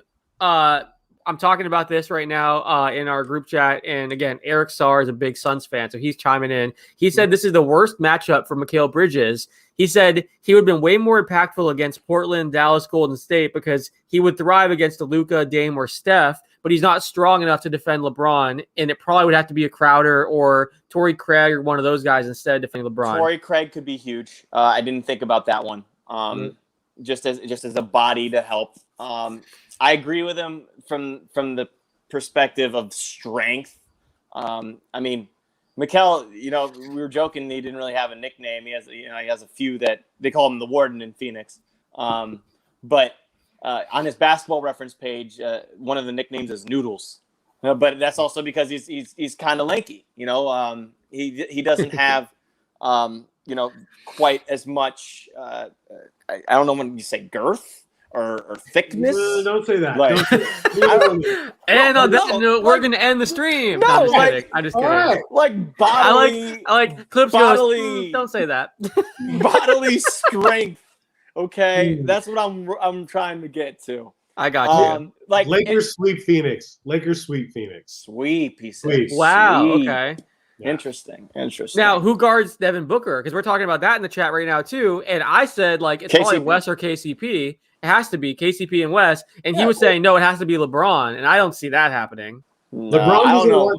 LeBron, look, man, look, you can't ask for the most from LeBron on this side and on this side. You got to give LeBron a little bit of rest, too, right? Right. That would not make sense. No. Has to And be LeBron notoriously doesn't guard the best player on the other team, correct? For sure. Clips brought this up. He brought up the Hornets Pacers game, so I just wanted to get you guys' thoughts real quick before we got out of here on Celtics and Nets. The Celtics have no chance to beat them. I don't see that happening again. Okay, so personally, I want to see the Nets fail. I really do. I don't want this whole thing to work out, and that's they're the new villain. Nah, I just don't want to see it work out. I really don't. I want all of that to crash and crumble before our eyes. But I love KD. I think James Harden's amazing, and Kyrie's great. But Boston doesn't have enough. I think Nekias or somebody else had said it, that Tatum has taken that next step, right? And that's awesome. And it's too bad that Brown isn't there to take. That's what I was gonna say. Right? Yeah. Because they were both doing it. But honestly, in my heart of hearts, if Boston's going to take it to the next level, you might have to trade Brown, right? To get those assets like Pritchard and Fournier. They're not the guys. Fournier is not going to be the guy that's going to take you to the Eastern Conference Finals. It's not going to happen. Brown's trade value right now is huge. Could you get a Beal with Tatum? Would that even work? They should have gotten Vooch. They should have gotten boys. They should have gotten your boy Vooch when I thought they could have. There's a list of players they should have gotten. They've been linked to 40 different star players, and they don't pull a trigger on any of them. If I'm a Celtics fan, is that Danny's problem though? Is that Danny? Do we got to get rid of Danny, or what? What's I don't think you have to get rid of Danny. I think if you're Danny, you have to pivot your approach a bit and say, okay, let's stop hoarding our assets and try to go out there and make some of these moves. And we saw them this year. They made the Evan Fournier trade. Now it came after they were flirting with Gordon and Vooch and these other star players, so it didn't seem like it was as exciting as maybe another move they could have made. But that's been happening so much where you hear them linked to these players and it just doesn't happen. So I think that Jaylen Brown and Jason Tatum can work. I think it sucks because this series would be more fun if Brown were healthy, because you can throw Brown at one of these, great scorers, and it would be a little bit more even a bit. So it sucks that he's not healthy. It's going to be fun watching Jason Tatum go off for these huge games against the Nets. Horrible defense. That's going to be pretty fun to see how much he can score. But I don't think there's any chance. He's also notorious for having bad games too, though. I think we're going to see a very bad game from Jason Tatum.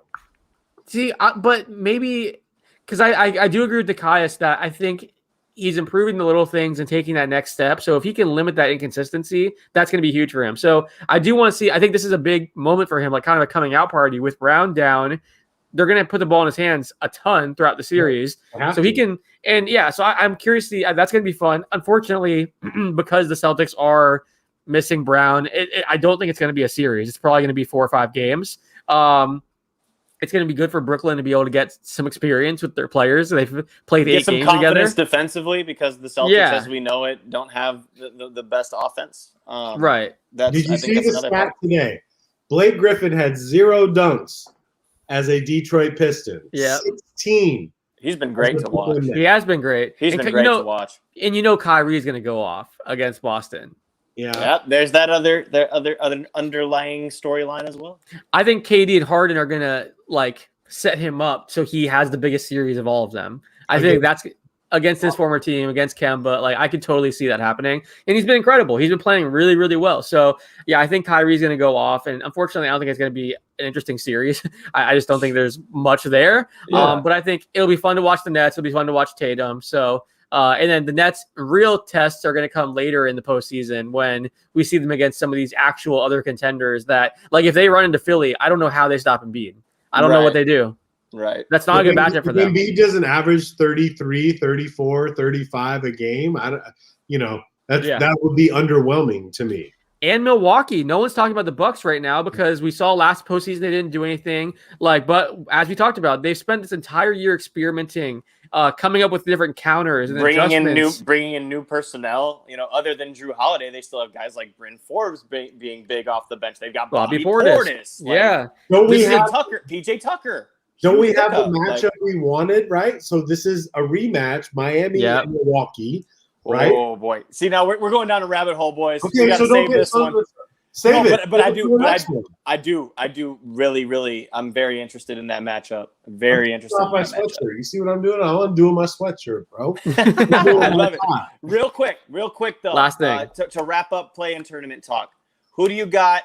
Memphis and Golden State, and then Washington and Indiana. You know what's funny? I think Golden State's going to be depleted after this. I think they gave everything they had for this game. And I think with the young legs with Memphis and the way Dillon Brooks played, Dillon Brooks was crazy.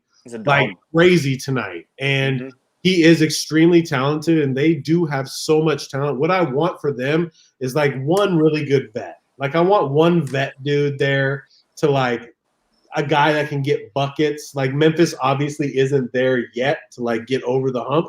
I think Memphis can beat Golden State. There you go. I would say I'm going Golden State, and then I think I'll say Washington because I feel like we saw Indy. They looked good in that game, but the Wizards, Russell Westbrook isn't going to have that bad of a game again. Are they hurt though, Alex? Are they really hurt? Beal said he's hurt, and is Russ really hurt? I didn't mean to cut you that off. Was no. That was that was the conversation during the game too. It was this isn't Westbrook. What's going on with him? He looks so different. I mean, if it was just an off night, I think he bounces back and Beal has a big game and they can win it. I also I think with Karras out and this Pacers team, Miles Turner out, they're shorthanded as well. So they played really well last game, but I think Washington. I would pick them. So I would say Warriors and Wizards. What about you, Spence? Yeah, I'm taking the home teams here. Oh, man, you know what, actually? I'll take Washington. I will take Washington, and I'll take Memphis. Memphis, yeah. I feel like they play better when there's a chip on their shoulder, and there's a chip on their shoulder for not making the postseason last year, coming this close, right? That's burned in their memory. That's also burned in their memory last Sunday. Against Golden State when Dillon Brooks, when he was out, they were playing very well until he fouled out. And that was the end of the game. That was John Morant didn't have his greatest game either. I think that's going to stick in their memory. I think that if they can utilize Jonas, especially with that 2020 game tonight, good Lord.